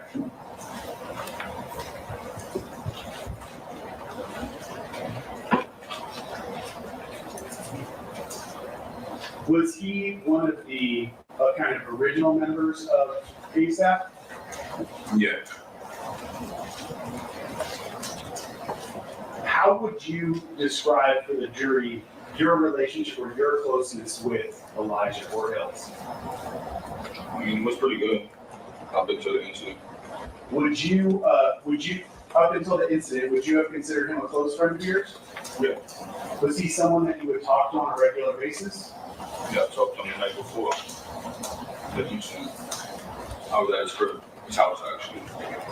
Okay. Would it fair to say, kind of up until the day of that incident, you've known him maybe approximately 15 years too? Yeah, for sure. Do you know someone by the name of Jamel Phillips? Yeah. And is he also a member of ASAP? Yeah.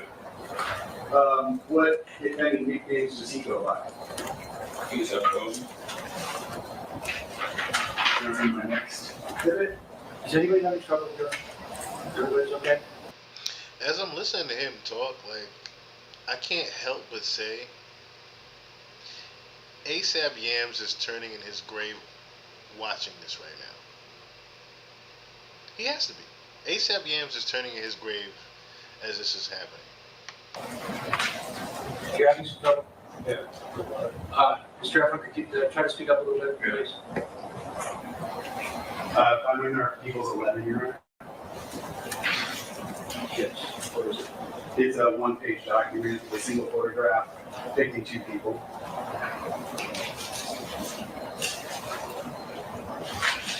Mr. Efron, showing you the person on the left in this photograph. Do you recognize who that is? Yeah. Who's that? Jamel, 12 weeks. And kind of like the same question with Hills, what's the easiest way for you to refer to him? I was never really that cool with him.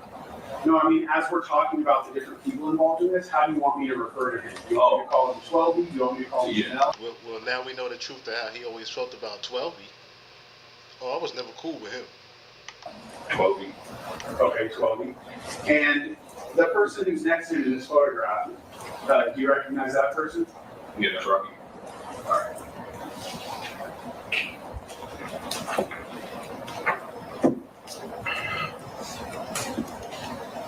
You said regarding 12B that you were not as close to him, correct? Mm-hmm. Is that yes? Yes. How would you, put it in your own words, how would you describe your relationship with 12B prior to the incident? I mean, there was never no problems, but I never wasn't that cool with him. Like, we really didn't interact that much. Would you, he wasn't like a, he came kind of like later, so like I really wasn't like chilling with him or chilling with anybody who came after the fact. It was ASAP. Okay. So what you're describing is kind of you and the defendant and Hills had known each other longer, and then 12B came after that core group was formed. Yeah, so me, Jabari, Hills, and Rocky pretty much started ASAP. Okay. Anybody else who came after, if they wasn't like genuinely like trying to better themselves but do something other than like fooling around, kind of distance myself. Okay. Is that you mentioned the name Jabari? Who's Jabari? What do you mean by that? What's his name? Jabari. That's the name. ASAP Bari. Okay. Does he have any other nicknames in your life? Youngwood. Would he also have been considered part of the ASAP collective that you described? Oh, yeah. Within that collective of members of ASAP, were all the people that were members, were they all rappers? No. What were some of the other pursuits that members of ASAP would also pursue? Fashion, producing, anything involved with like culture, really. What, were you a rapper? No. What was your contribution to the group? I was a manager. Not of ASAP, but I created my own company. What was the name of your company? Shut Up. And when you say you were a manager, what does that mean? I was scouting for talent, like I had producers, I had artists. I helped actual ASAP members with stuff. So the managing that you're talking about is all related to the music industry. Yes. And you're saying you would try to find people who are talented at different areas within music, like rapping or producing, correct? Yeah. And would you try to help get them projects? Yeah. Okay. Sure. Okay. The person that you refer to as Jabari, did you also refer to him as Bari? Yeah. Yeah, Bari. So if we say Jabari or Bari, we're talking about the same person? Yes. That person, Jabari, how close were you to him? I would say he's close to. Was he someone that you would see on a regular basis? Yeah. Did you have problems in the time that you knew him with him specifically? Is that no? No. Okay. Were you with Jabari the day before this incident on November 5th of 2021? Yes, I was. That day, November 5th, where in the country were you with Jabari? We actually missed a flight. We were supposed to go to Chicago, but we was in LA. Okay. So the whole time you're with him, you're in Los Angeles, right? Yeah. Okay. Did you live in Los Angeles at the time? No. What state did you live in November of 2021? New York. How long have you been in Los Angeles on November 5th, 2021? So if you can tell us the exact day that you flew in, that's fine, or if you can just give us an estimate of how many days you've been in Los Angeles. I probably flew in, I think the 5th. So that day? Or the 4th, I don't know. Like, my artist was in town, so he was recording. So I don't know, it was a while ago. I'll have to look at text messages or something like that. Okay. Would that refresh your recollection? Yeah. Okay. May I have your return? Oh, I'm sorry. You don't have to. Yeah, I apologize. You told us that. Refresh your recollection. Yeah. Okay. So what days were you specifically in Los Angeles with your artist while he was recording? Let me see if I get my data. What did you Hold on. What did you attempt to refresh his recollection? A text message. Is it a screenshot? Yes. I wasn't going to mark it as an exhibit. You don't have to. It's just used to refresh his recollection. It doesn't have to be an exhibit. Yeah, take your time. Okay, yeah. Okay, so what days were you in Los Angeles with your artist? Probably got here the 3rd day. Okay. Probably flew in the 3rd. Because I got in the Airbnb. I was pretty close to my hotel. Okay, Troy, you gotta keep your voice. Try to, your voice is soft, so try to speak into it. So what I think you're saying is you arrived in Los Angeles, to the best of your recollection, November 3rd of 2021, correct? Yeah.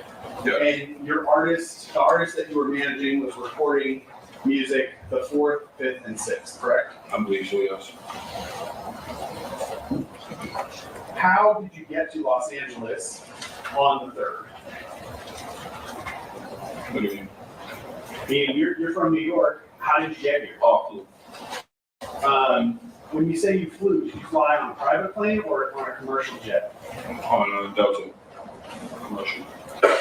Did you have to go through airport security? Yeah.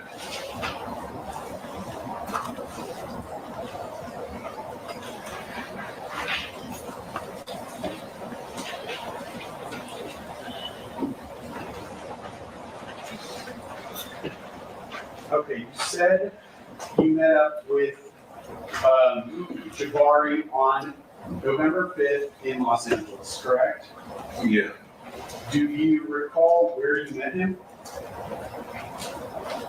When I first met Jabari? Yeah. Well, I mean, First that day, November 5th, where did you meet him? in his apartment. I mean, in his house. And is that in Los Angeles? Mm-hmm. Is that yes? Yes.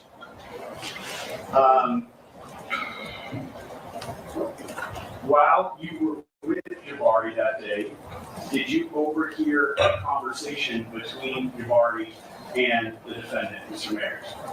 Yeah, we was on our way back from the airport, and he got a call from Rocky.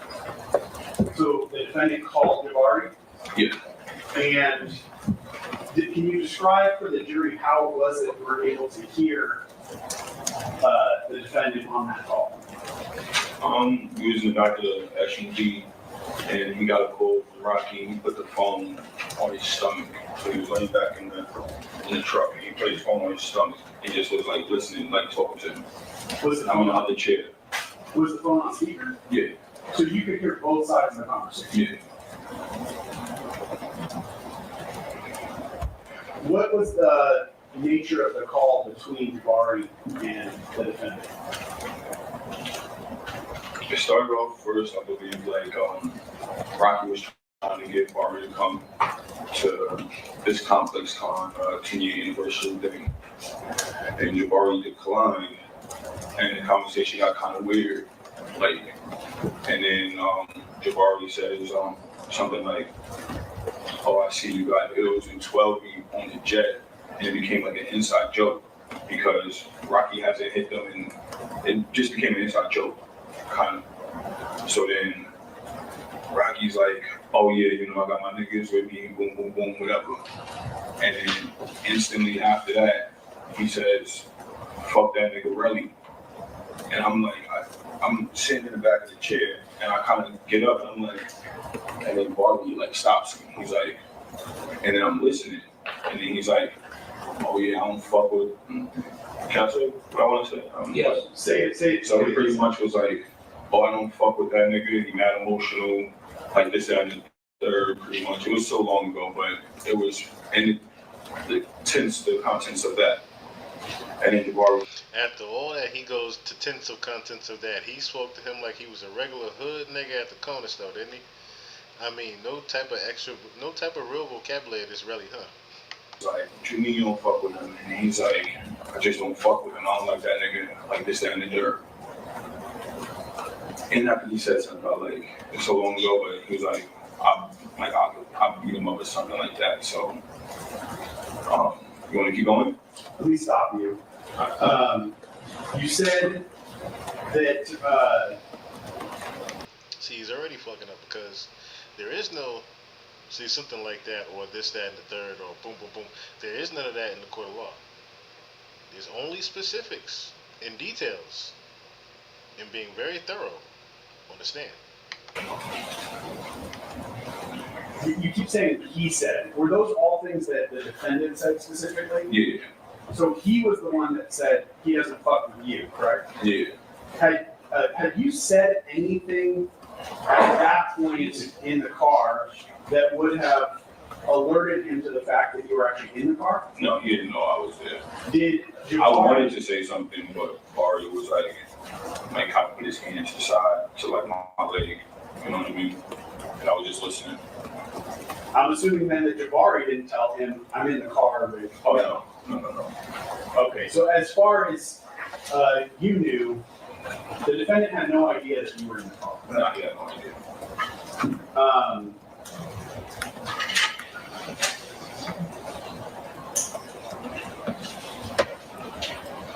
Other than the specific things that you already said about you, is there anything else that you can recall that the defendant said about you on that call? Not at the moment. It was like 3 years ago. So like, I got anxiety. I got anxiety right now. So it's like,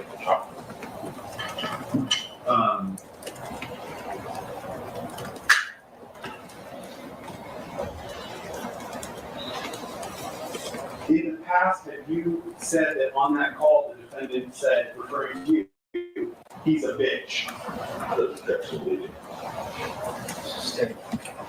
All right.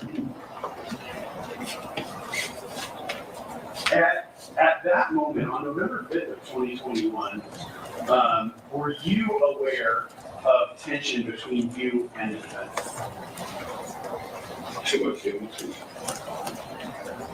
At the point that the defendant is saying those things about you on the phone, were you also feeling tension in your relationship with him? I mean, it's kind of always been like like that. So it's really hard having a relationship with Rocky. Can you explain that? I mean, you want me to tell you my personal experience, or? Yes. I feel like he's fake. How so? He lies a lot. Like, I don't see him, so it's like, how are we gonna have a relationship? You know what I mean? Is there anything specific that you can think of? Yeah, with like my companies or just anything, like overall. Like, you know what I mean? Like, I had this one job I call Mr. 6 Month Man, because I was seeing him every 6 months. You know what I mean? But then when you come around, it's like, it's fake. You know what I mean? Like, what are we supposed to be in this ASAP thing for? It's all smoke and mirrors. Did you actually voice your displeasure Oh, to yeah. him? Yeah. How did you do that? Through text messages, but nothing else. So this is the whole thing where we were talking about before, where they have this whole separation, and ASAP Rocky pretty much had to grow on his own and pretty much move away from everybody else because he has a billionaire girlfriend. I mean, it's understandable because he has the billionaire girlfriend, but at the same time, you don't get jealous and call him Mr. 6 Month Man because he's doing his own thing and you're not. That's the part that that Relly should really look in the mirror about. Or like threatening him or anything, just mostly telling him like, you gotta tighten up, this shit fake. But you would text message him and say, and he won't text me back. He would never text me back. Okay. I'll probably see him, we'll have a conversation, he'll be like, oh bro, you emotional or something like that. An intense letter, you know, shit like that. When he calls you emotional, you heard that as an insult to you, correct? Not really. Okay, how did you take it? Like he's trying to shoot me off. Like using that as like leverage to be like, not get business done, I guess.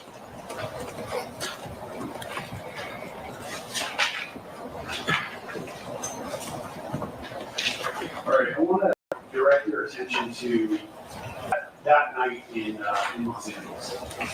Staying at the Lowe's Hotel in Hollywood.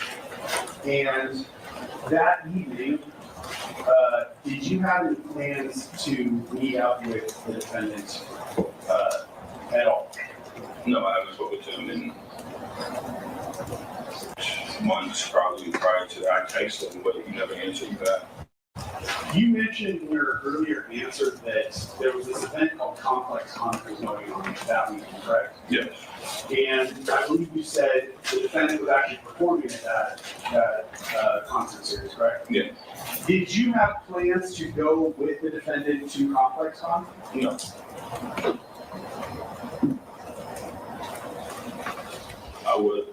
I wasn't on that jet. I didn't get no phone call, so why would I, you know what I mean? So that's, I guess, what I'm asking you to explain. As far as Complex Con, you had no plans to go there, and certainly not to go with him, correct? Did you have plans to go with Ills or with 12? No. What was your business in Los Angeles at that time? Working with my artists. And if you can recall, what are the hours that you're working with your artists? Oh, I booked pretty much all day sessions. We was finishing up a mixtape for, I believe one of these labels wanted me to like show them like something like better than, because I had a couple songs, so they just wanted to see like a compilation of the work that I'm doing. Okay. How long, you're saying hours, but how many hours would these sessions be? I don't know, I would be in and out. I would never stay in the studio that long. Okay. Looking for the artist. At around 9:23 that evening, did you receive a series of calls and text messages from the defendant, Ills, and 12? Oh, yeah. At the time that you were receiving those communications, what were you doing? I was sleeping.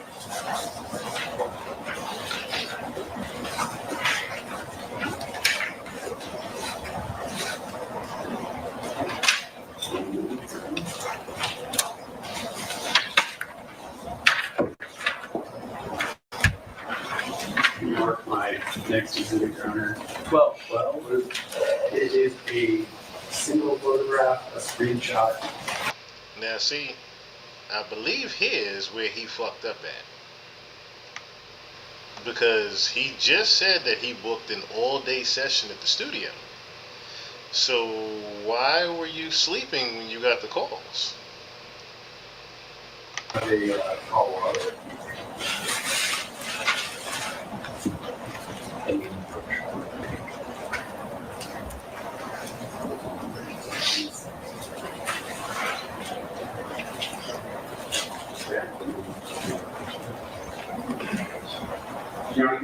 No. Let me see.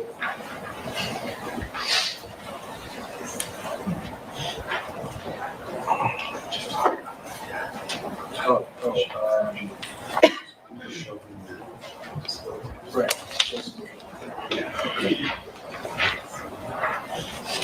I'm going to show it to you. You recognize what's here? Yeah. And what is this? It's my whole house. And is this a photograph that you specifically took? Like a screenshot? Yeah. Okay. And what is reflected in your call log here? What do you mean? Okay, all these numbers are in red. Does that mean anything to you? Missed call? And who were the people that you were missing calls from starting to drop it? Rocky. That's a larger number. That's 12B. Elijah, Rocky. Okay. And did you receive those missed calls kind of in quick succession? Meaning like right after each other? I don't know. I woke up to a FaceTime call from Rocky. So then after I noticed I had all those missed calls, I didn't even like wake up and notice the calls.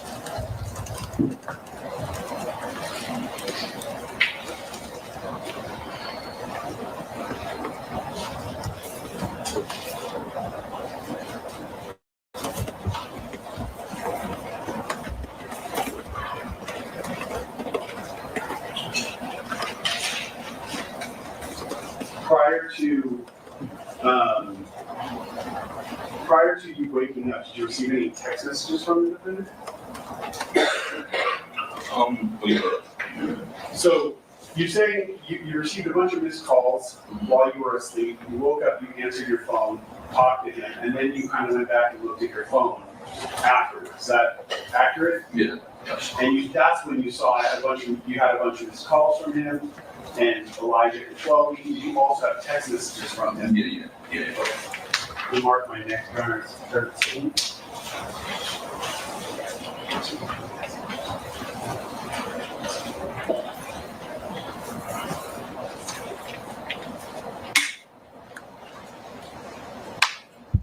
Finding approach people's 13. This, you recognize what you see here? Yeah. And just in general, what is this photograph? This is a screenshot. Of your phone? Mm-hmm. Me and Rocky's text message. Yes. And is this screenshots, text messages that you received from him that day? Mm-hmm. Yes. You said yes? Yes. Sorry. Every time you say that, or he's gonna have. Yeah, but if you can, try to say yes or no. Yes. So there are 3 messages at the top that are in gray. Are those from you or are those from the defendant? That's from Rocky. And if you would read them one after another, what do they say? Where you at? Question mark. Let's get to it. Stop ducking my calls. Okay. Thank you.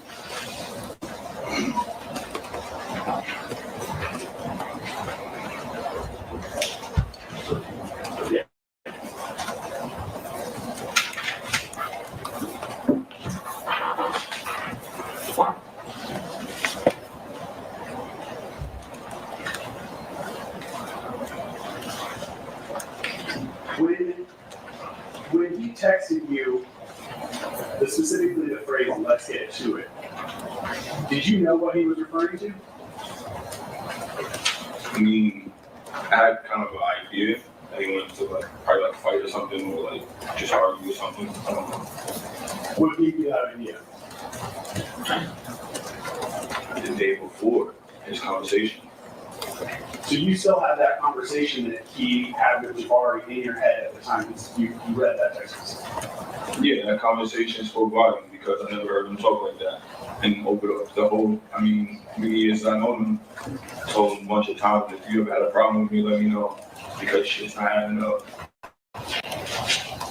Okay. When you said that you thought he wanted to fight you, what do you specifically mean by that phrase, fight? Like, what do you mean by that? Do you mean physical violence? Do you mean an argument? What, Yeah, like an argument, maybe like a physical, I don't know. I don't know what he was thinking. Did, at that point, were you wanting to have a physical fight with him? No.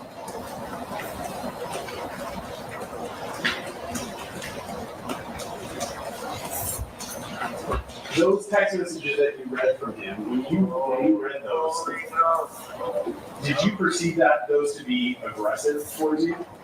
Yeah. Now, you said also when you woke up, you talked to him on FaceTime, correct? Yeah. What was your conversation with him about? He was just more so like, okay, so he was like,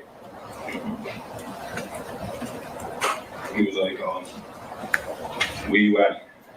And I'm like, huh? And then he's like, where are you? Like, kind of like broke it down.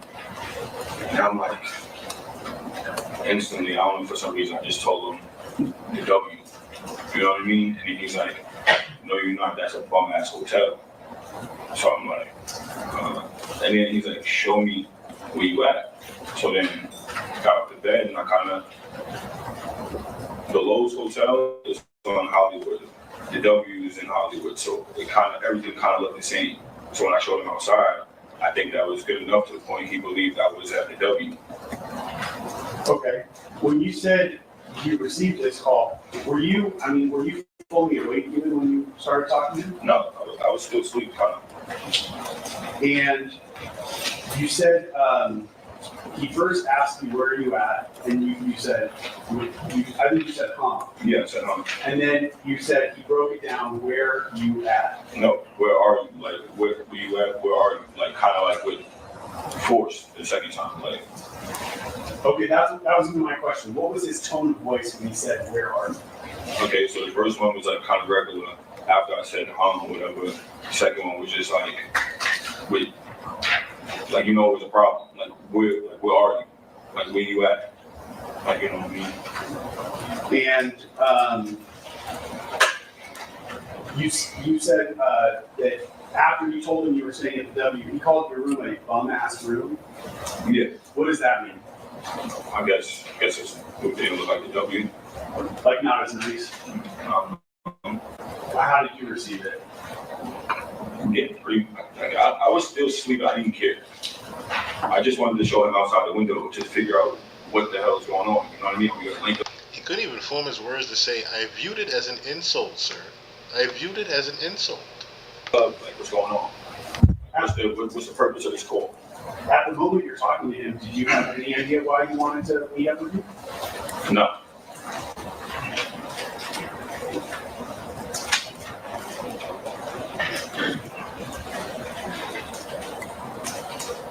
Okay, you said you showed him Hollywood Boulevard outside of your hotel. What was the next thing that happened in your phone call after that?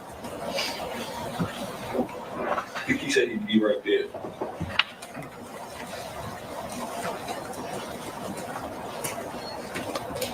And then that's when I text Elijah, like, because then I'm looking at my phone and I'm noticing I got all these text messages.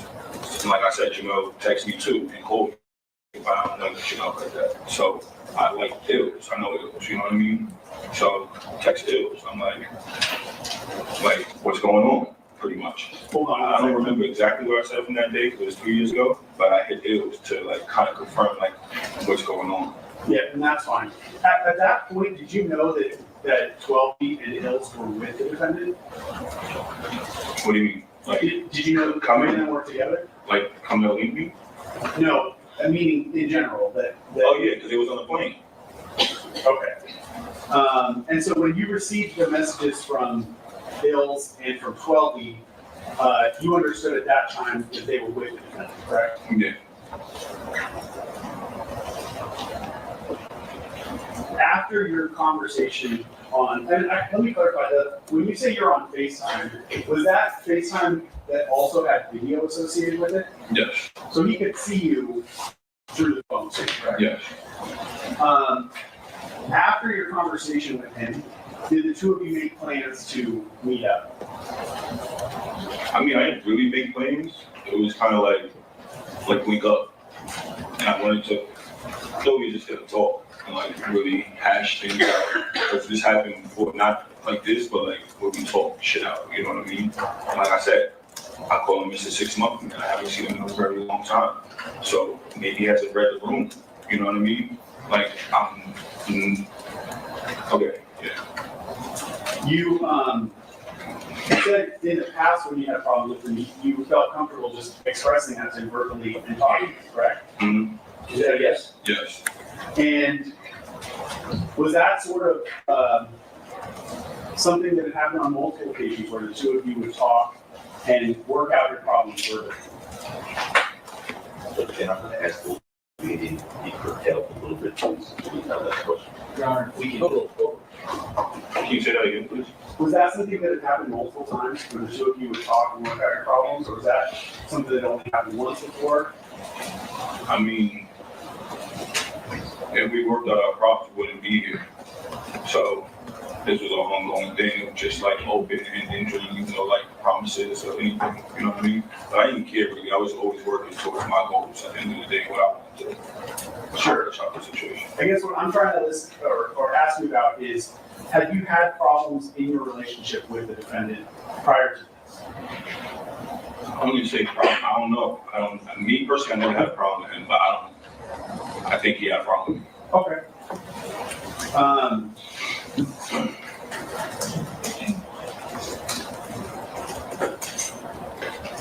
You say, I think the words that you used to describe. I actually do know he had a problem with me because in the text message, he says that I got him cut, like I let him get cut. And that happened a year something. So that means you're holding on a grudge and something I didn't even had nothing to do with. Okay, we'll get there. Hold on. I feel like that was our whole relationship. Like just weird grudges. Oh, I don't know. Okay. Are you saying that you felt like he had a problem with you and you didn't have a problem with him? Yeah, of course I didn't have a problem with him.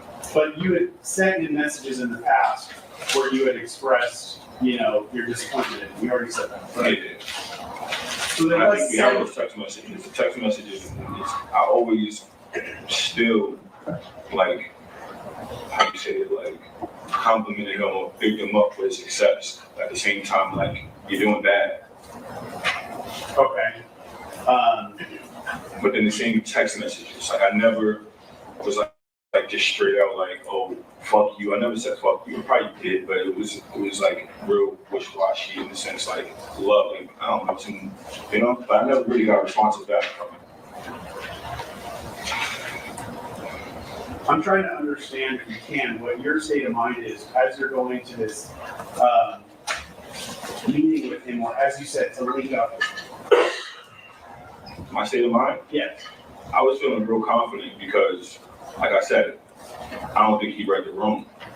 I'm doing really good for myself. So I felt like this is a time for me and him to like actually come to common grounds and be like, fuck the bullshit. You know what I mean? Because what are we doing here? Like, you talk to everybody else like that. You're not talking to me like that. Nor am I accepting of this. You know what I mean? When you say read the room, what do you mean by that phrase? Because why would you do what you did if you're not under? Say read the room is just because like you're not reading the room, like you're not knowing who you're dealing with.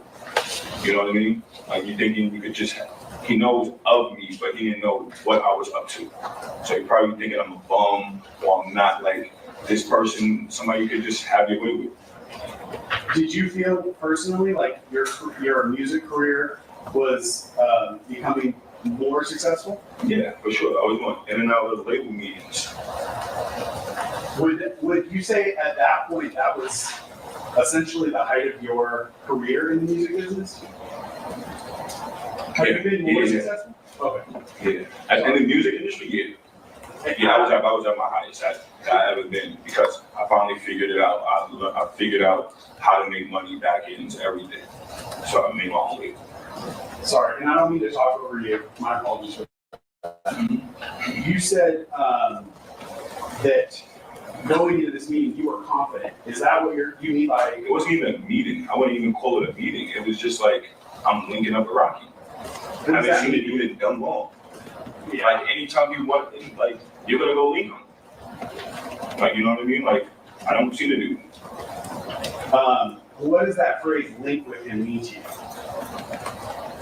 Are you saying something less, like more informal than? Like, for instance, if we had a problem, I felt like it could have been hashed out the moment he seen me. But instead, it was like it got nasty. You know what I mean? Like he didn't read the room. He didn't take a second to think. Okay. Where is it specifically that you ultimately linked up with? Well, when I was walking from the Lowe's, because it's kind of far away, I was texting Elijah, and then I told him I'm like next to Trader Joe's or something because I know the area of the W. So then I don't really know the streets, so the top of the W that I just, instead of being on the side of W, I crossed the street for some reason. And then see where for a nigga that, went back and got whole shell casings, like exact shell casings that match the gun, he don't exactly know where he was, does he? I'm walking, well, I don't see him yet. I'm walking down the block, then I hear him. I hear him first before I even see him. He has a hoodie on. Okay. Is there any kind of landmark in the area that where you ultimately linked up with? What do you mean? Meaning, you're saying I don't remember what the streets were called. That's okay, but was there something on the street where you met him that you could say we were outside of this? Oh, it was directly across from the entrance to the W. Like, there's a parking lot, like where we stopped at. Kind of. I'm going to mark my next exhibit, Your Honor. 14.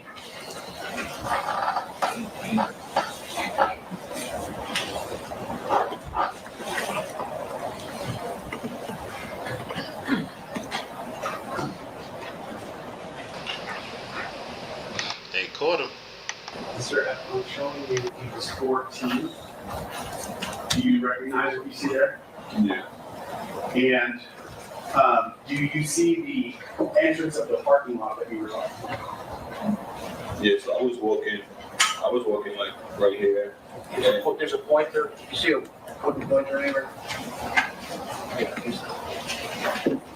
So I was walking on this block, coming straight here, and then he was like somewhere right here, and then I heard him. You want me to check what out? Well, I'm just asking, do you recognize this area? Oh yeah. And is that specifically the parking lot that you met him in front of? Yeah. All right.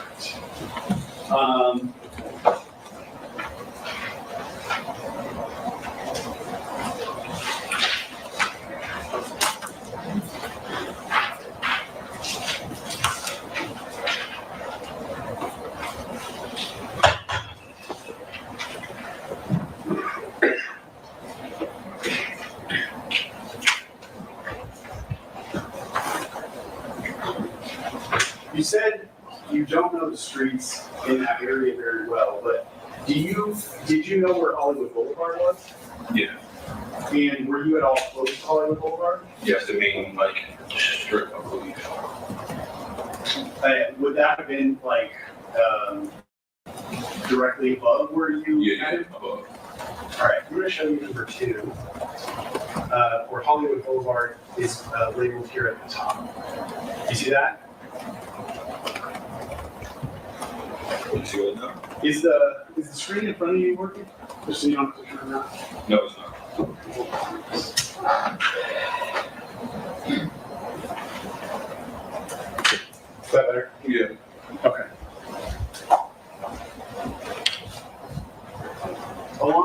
this page, I know there's a lot going on here, but you see, can you recognize this to be Hollywood Boulevard at the top? I'm not from LA, so I wouldn't really, but that's Hollywood Boulevard. Let's go to People's Exhibit 2. This is clearly marked there. Oh yeah, yep. Sorry, People's One. Thank you,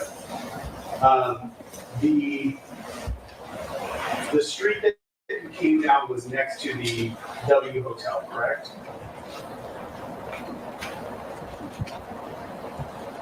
I know it's not marked on here, but it was the hotel.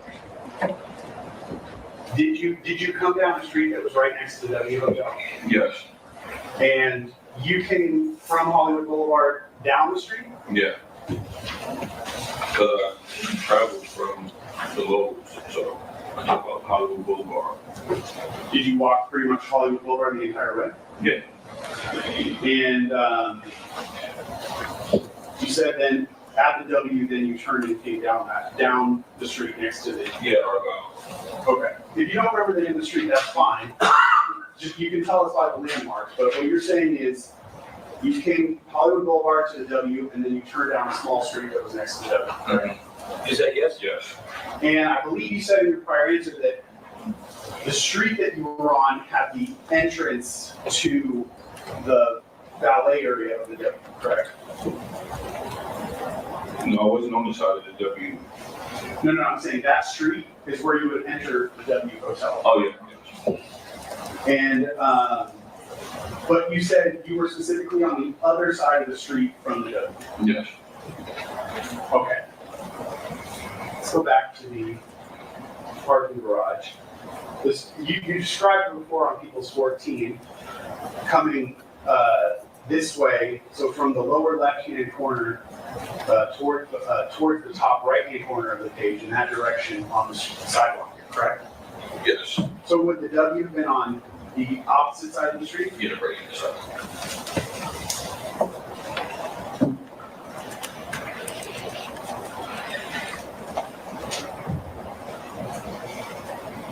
And as you were walking down that street, what was the next thing that you remembered that caught your attention? I didn't see nobody. I heard Rocky though. I heard him say, "What now, pussy?" But it's been so long, so I don't. What now, pussy? Or what now? Something along that. Like he was like, "What now?" And what was his tone of voice? Oh, he was loud. Like that's what caught my attention. And then I seen Elijah, and then Jamel, and then that's when I'm walking. Like, cause I was continuing walking. I wasn't like stopping or waiting around anywhere. I was already walking. They was already there. So I guess they was already on Argyle because they was calling me still. Elijah was calling me to see where I'm at. Mind you, I was far. That hotel was far. So when I got there, I'm walking down the block. I wasn't like waiting, holding, like anything. I'm still en route, pretty much. So I hear him as I'm en route still. And then that's when we meet up and then we see the altercation. But you're saying the first thing that caught your attention was his voice, correct? Yeah. Saying, "What now, pussy?" Yeah, what now, pussy? And it was loud. Yeah. Was it aggressive? Yeah. Okay, after that, hearing that, did you see him? Yeah, truthfully, it was all like a movie. It was like literally like a movie. Explain that. Just the way he was walking, the whole thing, like the hoodie, like it would just caught me off guard. You know what I mean? Like it was no time to talk, no time for nothing. Right. These people don't know what you're talking about with the hoodie, though. Can you explain what you mean when you say with the hoodie? Oh, because he had a hoodie on. Up over his head? Yeah. Okay. And was he walking straight towards you? Yeah. Was, you said Ills and 12 were with him. How close were they to him? Oh, they was right behind him. Were they facing you too? My eyes was on Rocky at that point. Like when he said, "What now, pussy?" I was like, he's right there. You know what I mean? You're focused on him. Yeah. But you can kind of see in your periphery that the two other guys are with you. Yeah, for sure. Close. Mm-hmm. Okay, is that yes? Yes. Do you know why I keep saying that? No. All right, see this lady right here, she's a work for, and she's taking down every word that No, everybody's. I'm like really nervous. No, So I'm like, you know what I it's mean? okay, a lot of people get nervous right there. I didn't want you to think I'm messing with you when I say, is that yes or no? She has to take down every word that everybody says, and when you say or it's not clear what you mean. So that's why I'm saying we need yes or no. It's so the court reporters. Like a verse. What? Like a verse. Oh, thank you. Okay. As best you can, if you can take yourself back to that moment. As you're walking up towards him, were you expecting to get in a physical fight with him? I mean, at that moment, the way, before then, no, I thought maybe we were going to talk. Or even when he did bring them, I thought maybe he was bringing them to like make a statement or something to like let them think that he's like tough or something. I don't know. That's what I kind of thought like after. No, I'm not talking about ill or talking. I'm just talking about the defendant. Okay. Were you approaching him of the state of mind that you were going to have a physical fight with him? No, the whole time, to be honest, I would never fight Rocky. And that's God's honest truth. You know what I mean? Like, I don't have a reason to fight them. We're in an industry where you get blackballed really easy. I'm obviously on the lower end of the stick here. You get what I'm saying? So that's why in the video, you notice I'm a lefty. I pushed him away with my left. He grabbed me with two hands. If I wanted to fight him, and mind you, we're walking. If I wanted to fight him, I would have hit him with the right. You get what I'm saying? And it would have been fighting.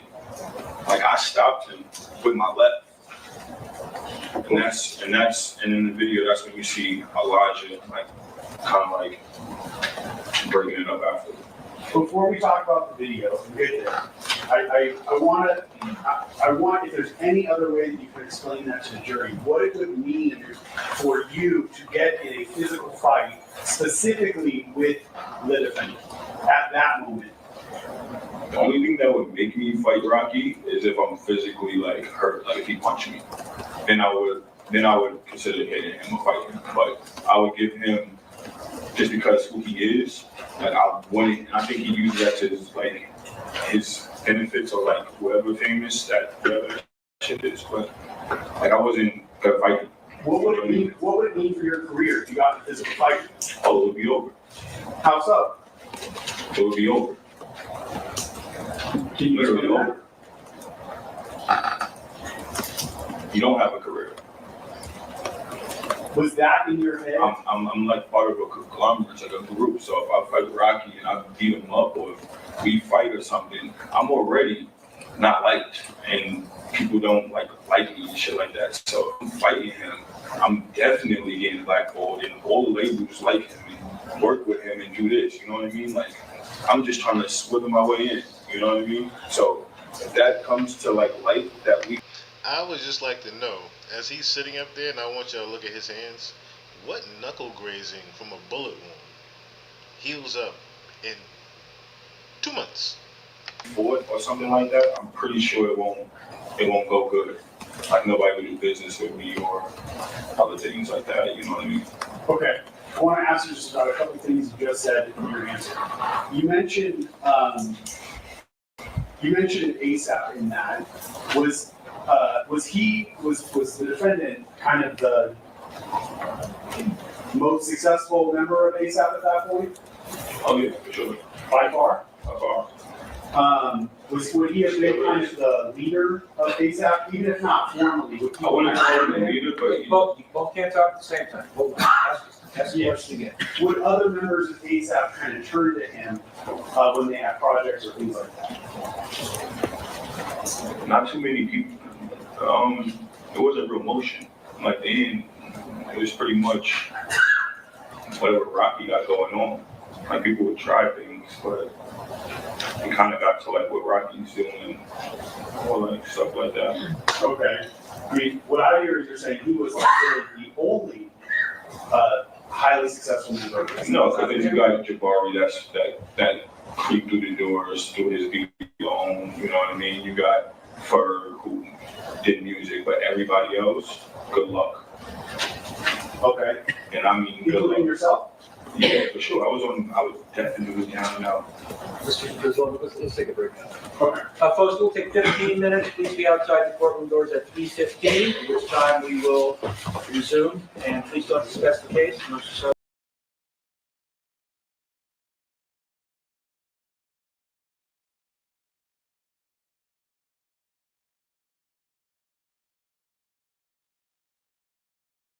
Yeah, did you know going into this incident that if you got into a physical fight, that it would likely be the end of your music career? Yeah, that's why I want to fight properly.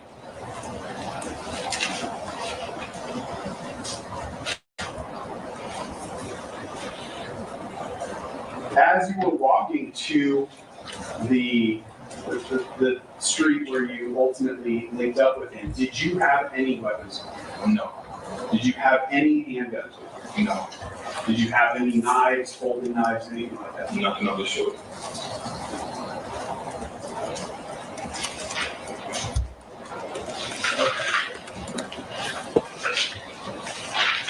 I'm gonna mark your next to the 15. And Equals 15 is an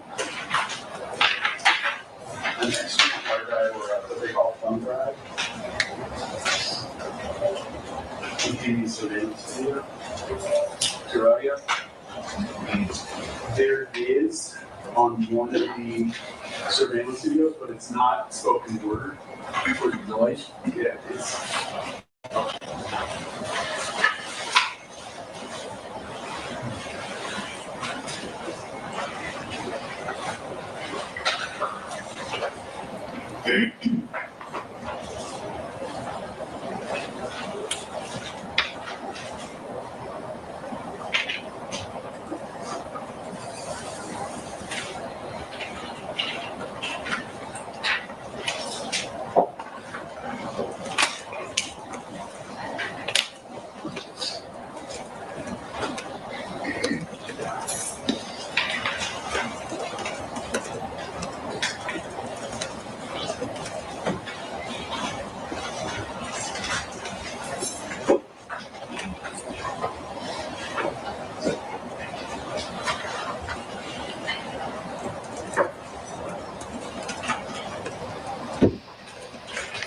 Rocky's lawyer is gonna eat Relly alive on that stand.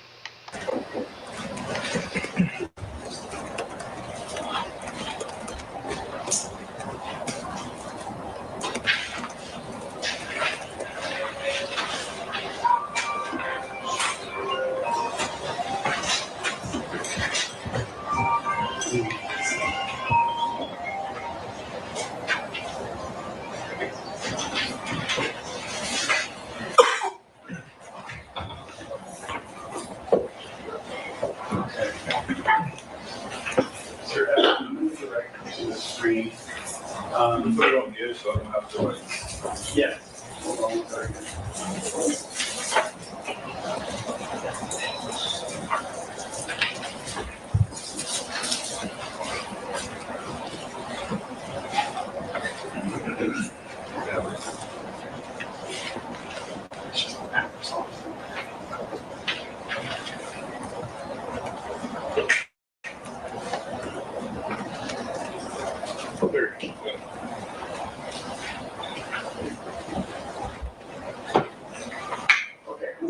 And Your Honor, just so the record is clear,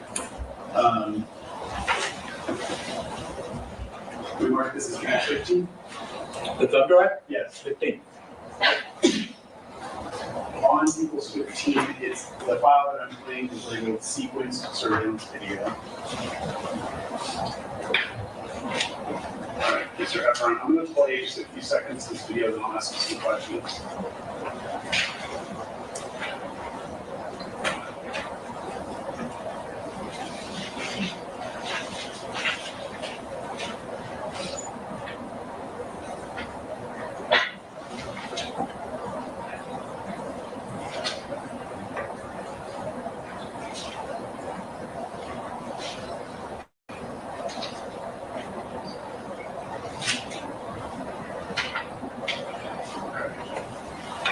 And I'm stopping that.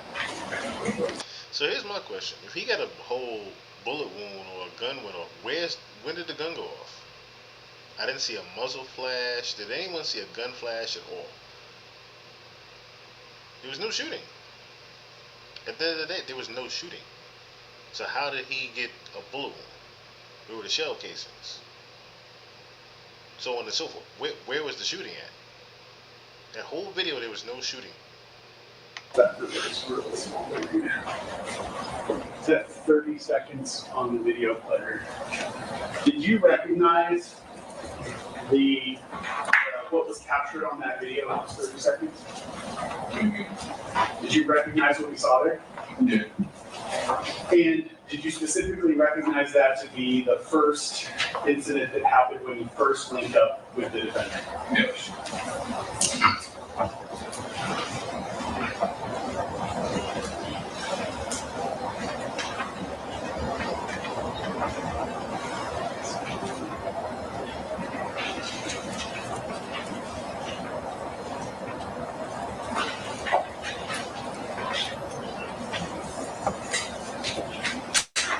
Did you recognize yourself in that video? Yes. Play it again from the beginning and I'll stop it.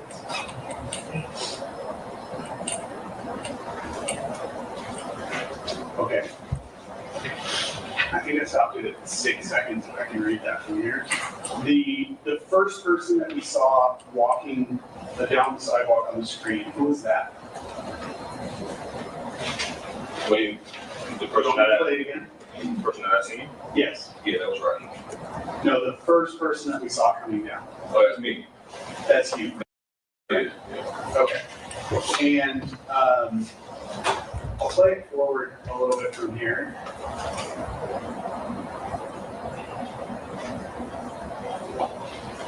And pause it at 11 seconds on the video. Now, the second person that we see in the screen looks like they're, physically right in front of you. Who is that? That's right. And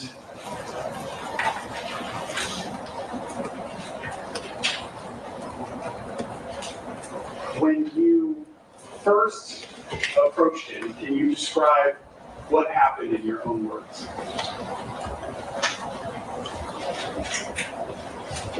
Whether we saw it in the video or not, just in your own words, describe what happened.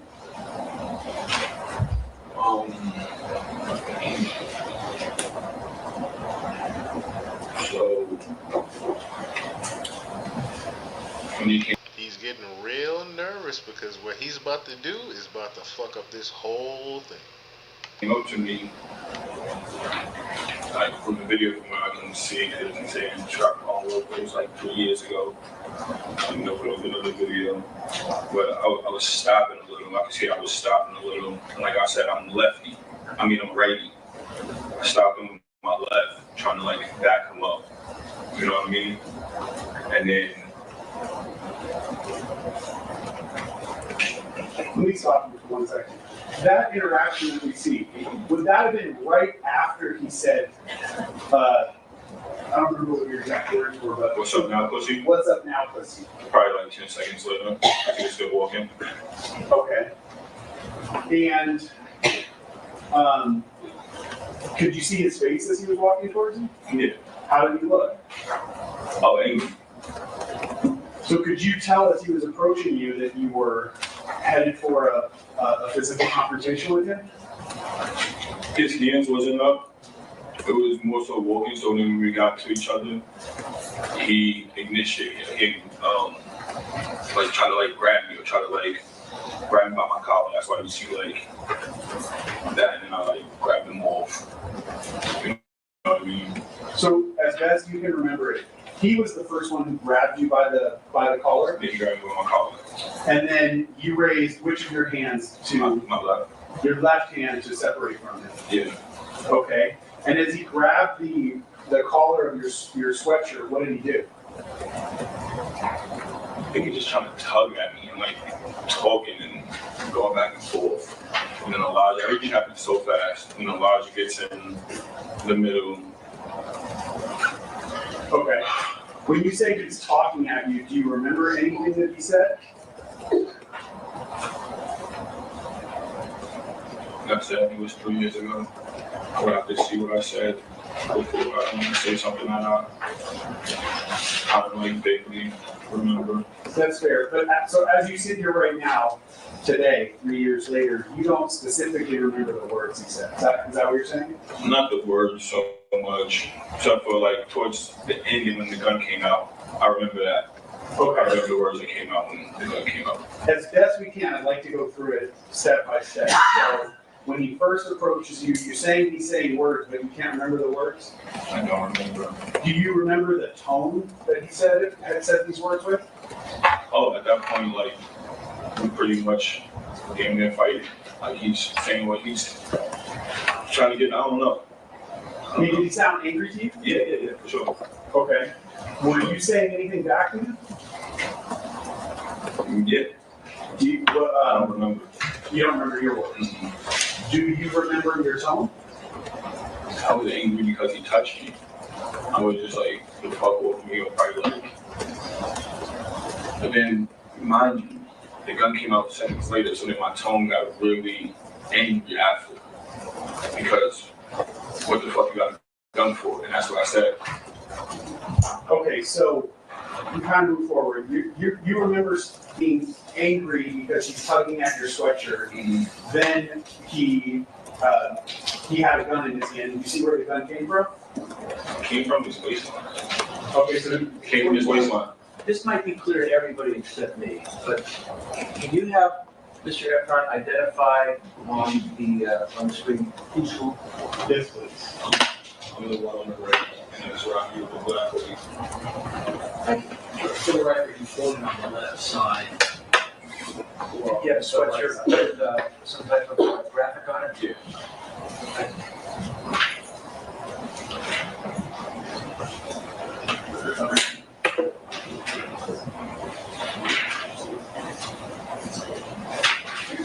Here I have some photographs of his clothing. I have three photographs. Can I just staple them and collectively mark them with features? 16, A through C.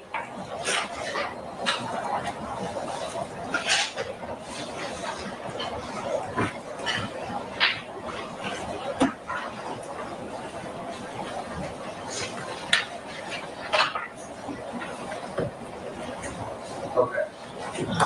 I'm going to show you 16A. Do you recognize what you see there? Yeah, that's my hoodie. Is that the same hoodie that you were wearing that day? Yes, it is. And is that the back of the hoodie? Yes. And then 16B, do you recognize that? Yes, in front of my hoodie. Same one you were wearing that day? Yes. And then 16C,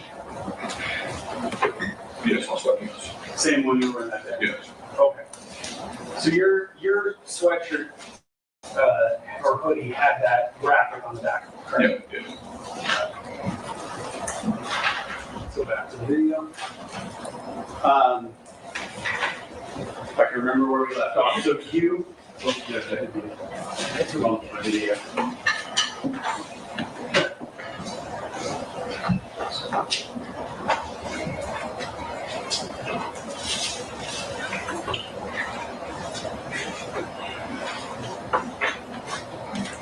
So you're saying that you were upset that he grabbed you by the collar, but then he produced a gun with his from his waistband, correct? Mm-hmm. Yes. Do you remember which hand he was holding the gun in? His left or his right? Probably his right. Do you remember? Or? No, I don't remember. Okay, you just remember he had a gun in his hand. Yeah, I just remember he had a gun in his hand. Did you? And I don't mean the incident that you saw it, but throughout this incident, could you see the gun clearly? Oh yeah. Do you know the difference between a semi-automatic pistol and a revolver? Yes. What is the difference between those two to you? One of them have a clip and the other one you just load up bullets. Do you? If I told you that a revolver had a wheel, Right. does that make sense to you? Yes, it does. And the gun that you saw him with, was it a semi-automatic, as you say, with a clip, or was it a revolver that has a wheel? It's a semi-automatic with a clip. Okay. Do you remember what color it was? Black. And do you remember anything else about it? No. Had you ever seen that gun before? No. Did you know the defendant to carry guns regularly? Not really. I think one time he said I seen like on his wallet he had like a firearms in New York one time or something like that, but I don't remember ever seeing like or knowing like physically knowing. Okay. I mean, like, did you personally see him with a gun on occasions before this? No, he has a lot of security. Okay. Did you, if someone said that the defendant was known to carry a prop gun or fake guns, would that have been knowledge that you personally had? No, he don't carry fake guns. I mean, you don't. Prop guns? Yes. No. You never knew him to carry a prop? No.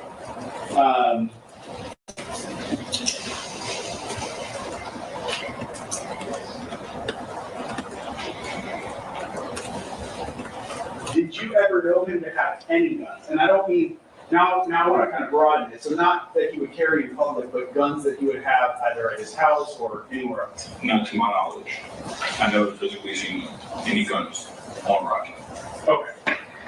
Except for that day when that night. Okay. Now, from what we see on the video, the two of you move off screen off the video. Do you agree with that? Yes.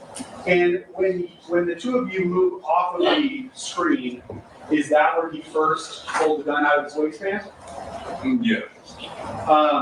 What was the first thing that you saw him do with the gun? Oh, he pointed at me, and then that's when Elijah was like in between, and he's like, "I'll kill you right now, pussy," or like whatever, like just was. And then I'm right behind Elijah, and I'm saying, "If you brought a gun, use it then." Like, the fuck you brought a gun for, pussy?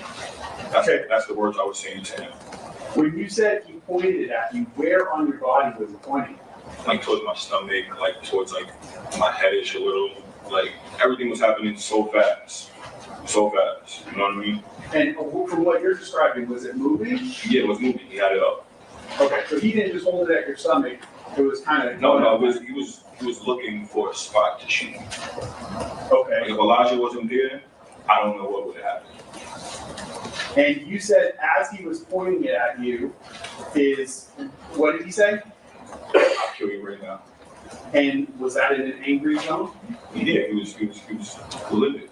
Was his voice elevated? Like, was he yelling this at you, or was this something he was saying quiet? Yeah, because we was yelling back and forth at this point. All right. And you said that after he pointed the gun at you, you became angry, correct? Yeah, I became furious. So what did you say back to him? I told him to use it. Why? Because mentally, like, I couldn't believe he just pulled the gun out on me. So I'm like, what the fuck? Like, you better use that shit. The fuck you got a gun for? Can you explain? I want, as best you can to the jury, explain to them what you mean by, I can't believe you just pulled the gun on. What do you mean by that? Like, I physically cannot believe there was a gun in my face. Like, that was the breaking point for me. Because like what I said, I told this kid numerous times, if you have a problem with me, let me know. You know what I mean? I feel like this got to the max. Like, this was like no return. So if I was willing to die for my respect at this point, I don't care. You get what I'm saying? Like, if this is what you want to do, I still have my dignity. That's how I felt. You're saying, I can't believe he did this to me, though. Did you ever think that he would actually shoot you? At that point, I don't know. Like I said, I was just so mad. I seen the gun. I didn't care. And so when you told him something to the effect of to shoot you, I mean, did you have a death wish at that moment? Did you want him to actually shoot you? Oh, of course not. So why did you say that to him? Because I was just so mad. I seen this man just pull a gun out. You know what I mean? Like, I was furious. Like, what the fuck is a gun? What are you doing with a gun?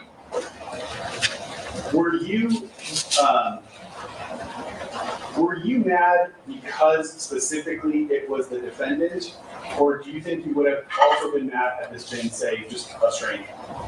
What do you mean? So if a stranger had pulled a gun on you the same way that he did, how do you think you would feel? Oh, I would try to run. Or try to, like, if a regular person pulled a gun out on me? Yes. Probably that, I don't know. I'll probably run, probably get shot. Do you think you'd respond the same way and said, shoot me? No. Stranger? No. You think you'd be scared in that scenario? The only reason why I said that is because I know Rocky. I know him. You know what I mean? So I felt at the moment that was the right thing to do. Especially, it goes back to Mr. 6 Month Man. I'm not going to let you feel like you come around and do what the fuck you want. You get what I'm saying? Like, you're not about to pull a gun out on me. It's not happening. I mean, you already did, but I'm going to let you know in front of your 2 little minions you brought with you that, because I'm pretty sure they would have ran back to this crib and told everybody else, oh, I just pulled a gun on Relly or did this. Like, no. If they're going to go back to his house, they're going to say, Relly stood up for himself. You know what I mean? Okay. Yes, thank you.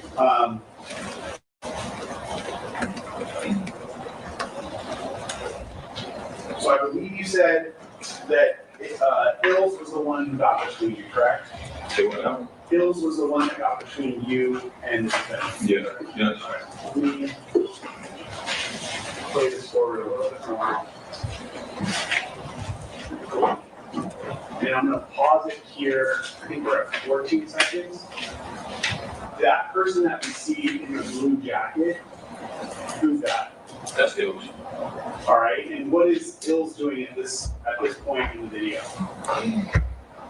He's he's trying to escalate the situation. Physically get between the two. Yeah, physically. Yeah. All right, I'll play it forward.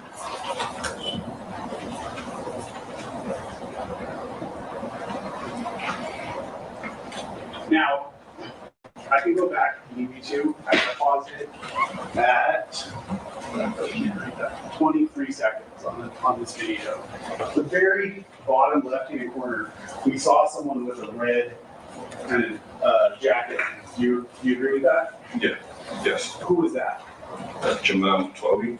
Okay. What, if you remember, what was Twelby doing during this interaction? He was off to the side the whole time. He was not trying to, like, everything happened so fast, like, from what I can remember, he was just, like, looking. Ills was, that's why I said, like, even after everything, like, I don't care if me, Ills don't talk, I still love the kid because he put himself in between everything, you know what I mean? Now, 12, he was off on the side. He was just looking, like, and then when I definitely seen the Ills intervene, that's when he kind of intervened, but I don't think he would have did anything. Okay. Is it fair to say that when you're having this interaction with the defendant, you're focusing much more attention on him? Oh yeah, for sure. Very far less so than whatever 12 is doing. Is that yes? Yes. Okay. All right. I'll just kind of play it through here.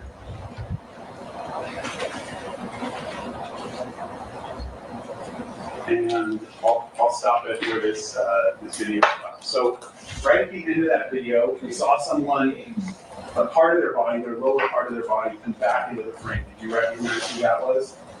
I can go back if you need me to. Just a few seconds.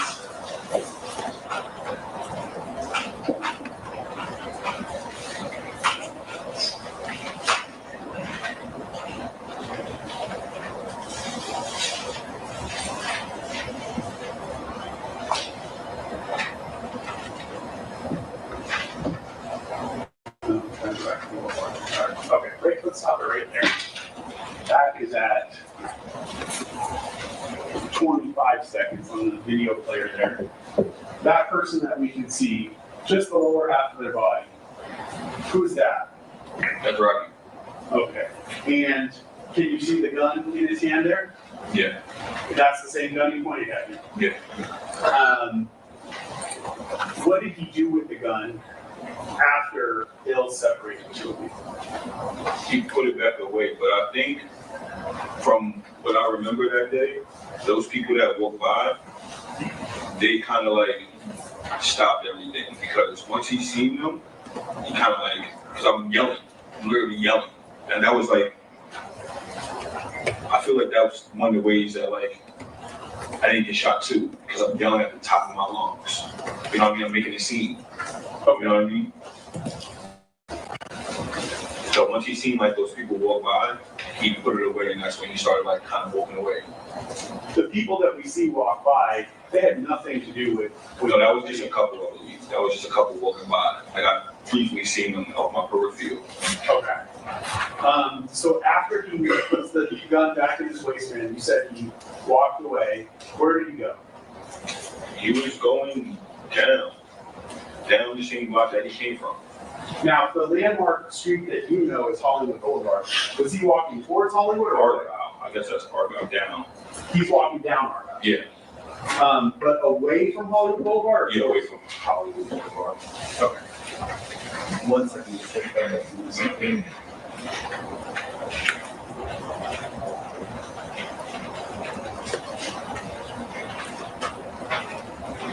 Do you remember the clothing that Hills was wearing at all? I think he had like a varsity on and like had something like that. The varsity, was it a blue jacket? Yeah. Okay. It was like a Stussy jacket, like a custom one.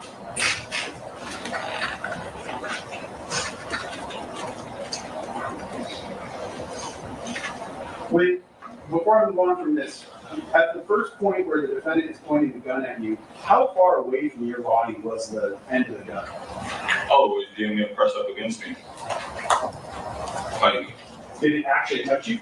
I don't remember, everything happened so fast. But if it wasn't actually touching you, it was very close. It was very close. If anything, I'm pretty sure it probably touched Hills. That's how close it was.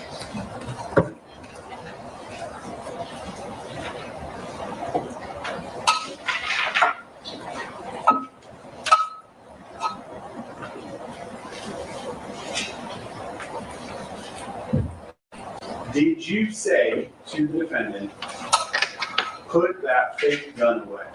No. Is that something that you would say to him? No, well, why would I say put that fake gun away? Or why, does that confuse you because you don't know when to actually carry a fake gun? It's just confusing me all around.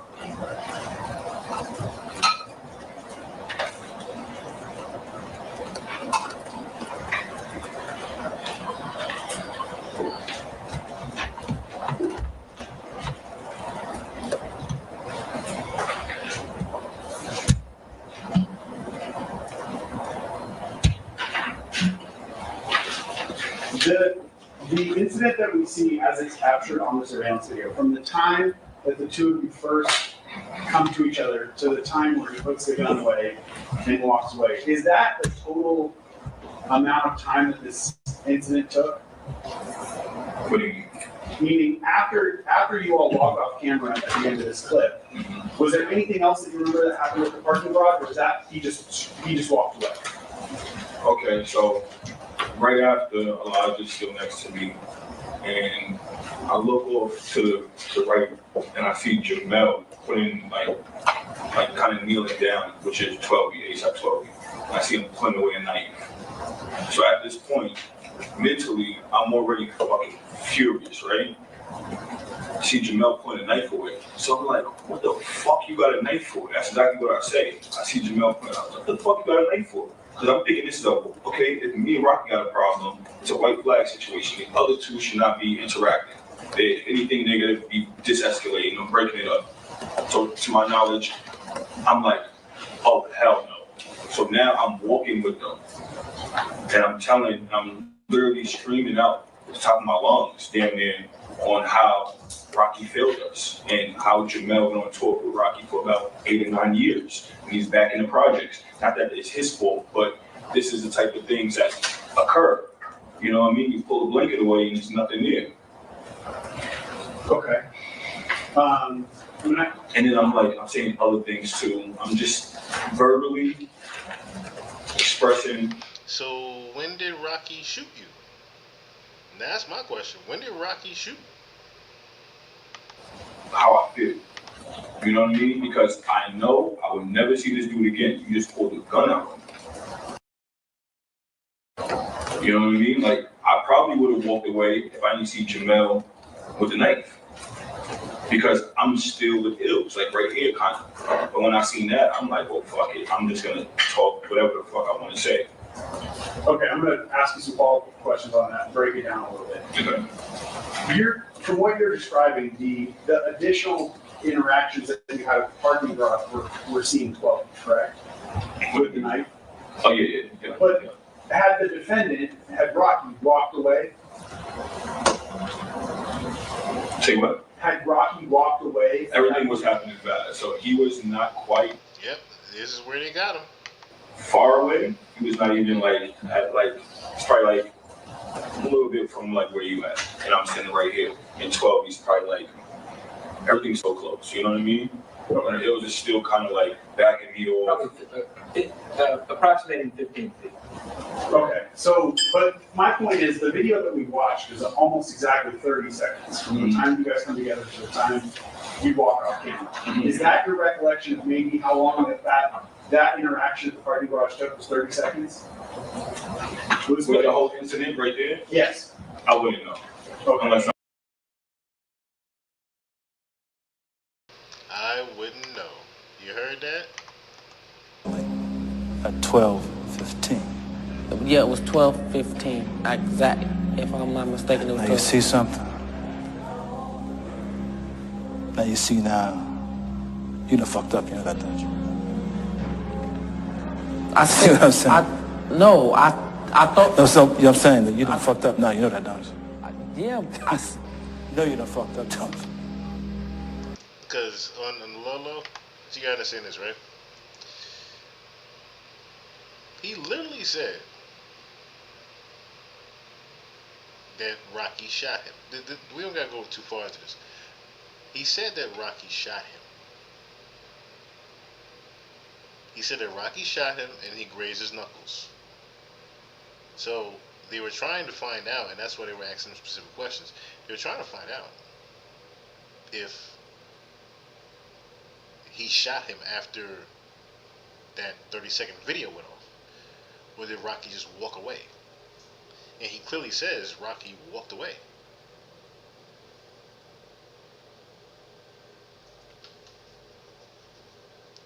I don't know about you guys, but I'm listening to that and I'm the judge. I'm like, all right, well, Rocky never shot him then.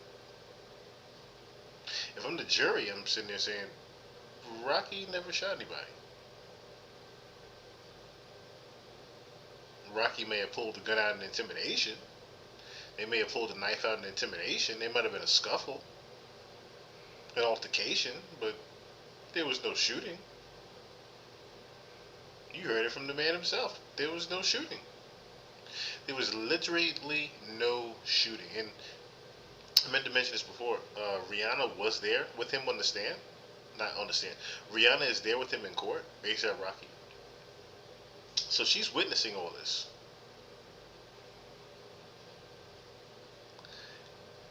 It does not look good for Relly. At first it was not looking good for Rocky, but now it's not looking good for Relly. And like I said, he's yet to face A$AP Rocky's lawyer, who is going to eat him alive on the stand. This is going to be over within this week.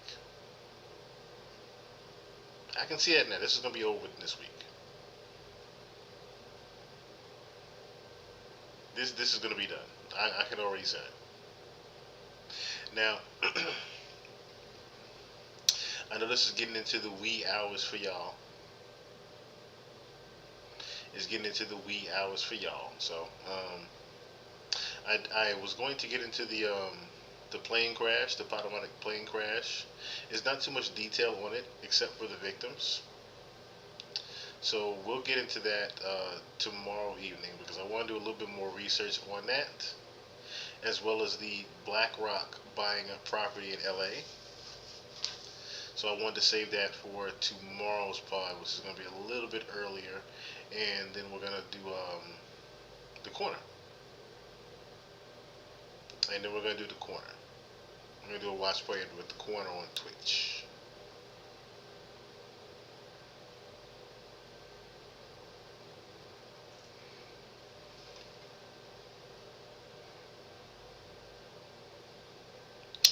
And like I said, as far as Diddy goes, my money is going to be on him not making it to May. I seriously think he's going to. I think something's going to happen to Diddy before this court case in May. With this superseding indictment being in play now, I think, unfortunately, Diddy might kick the bucket. So I said it here on the pod first. Diddy might kick the bucket before May.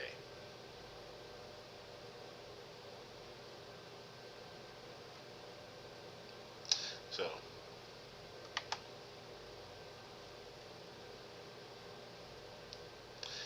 I just needed to make sure I got that out to you guys. The superseding indictment is official.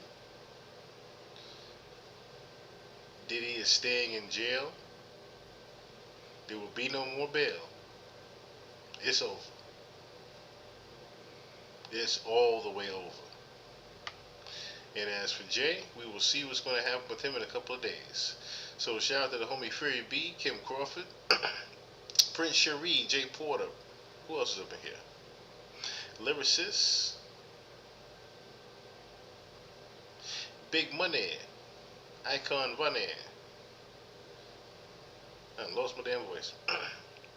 Chachi Versace, Only One Zane. I Watch Docs, Jay Porter.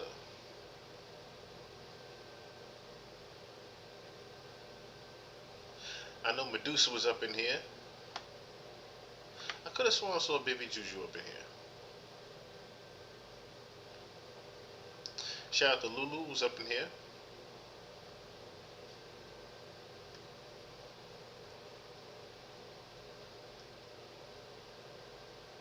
Alright, I think I got everybody. Alright, well, a little bit earlier tomorrow.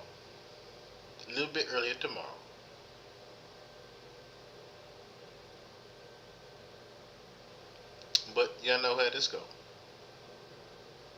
Until next time.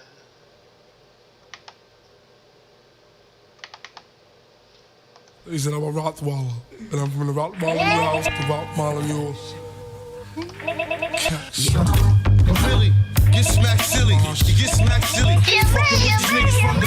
What you doing? When you ready? Shit, I was born ready. And I was already on fish and spaghetti. Creep with the culture. Rap like a culture. Attack like a vulture. See you in the culture.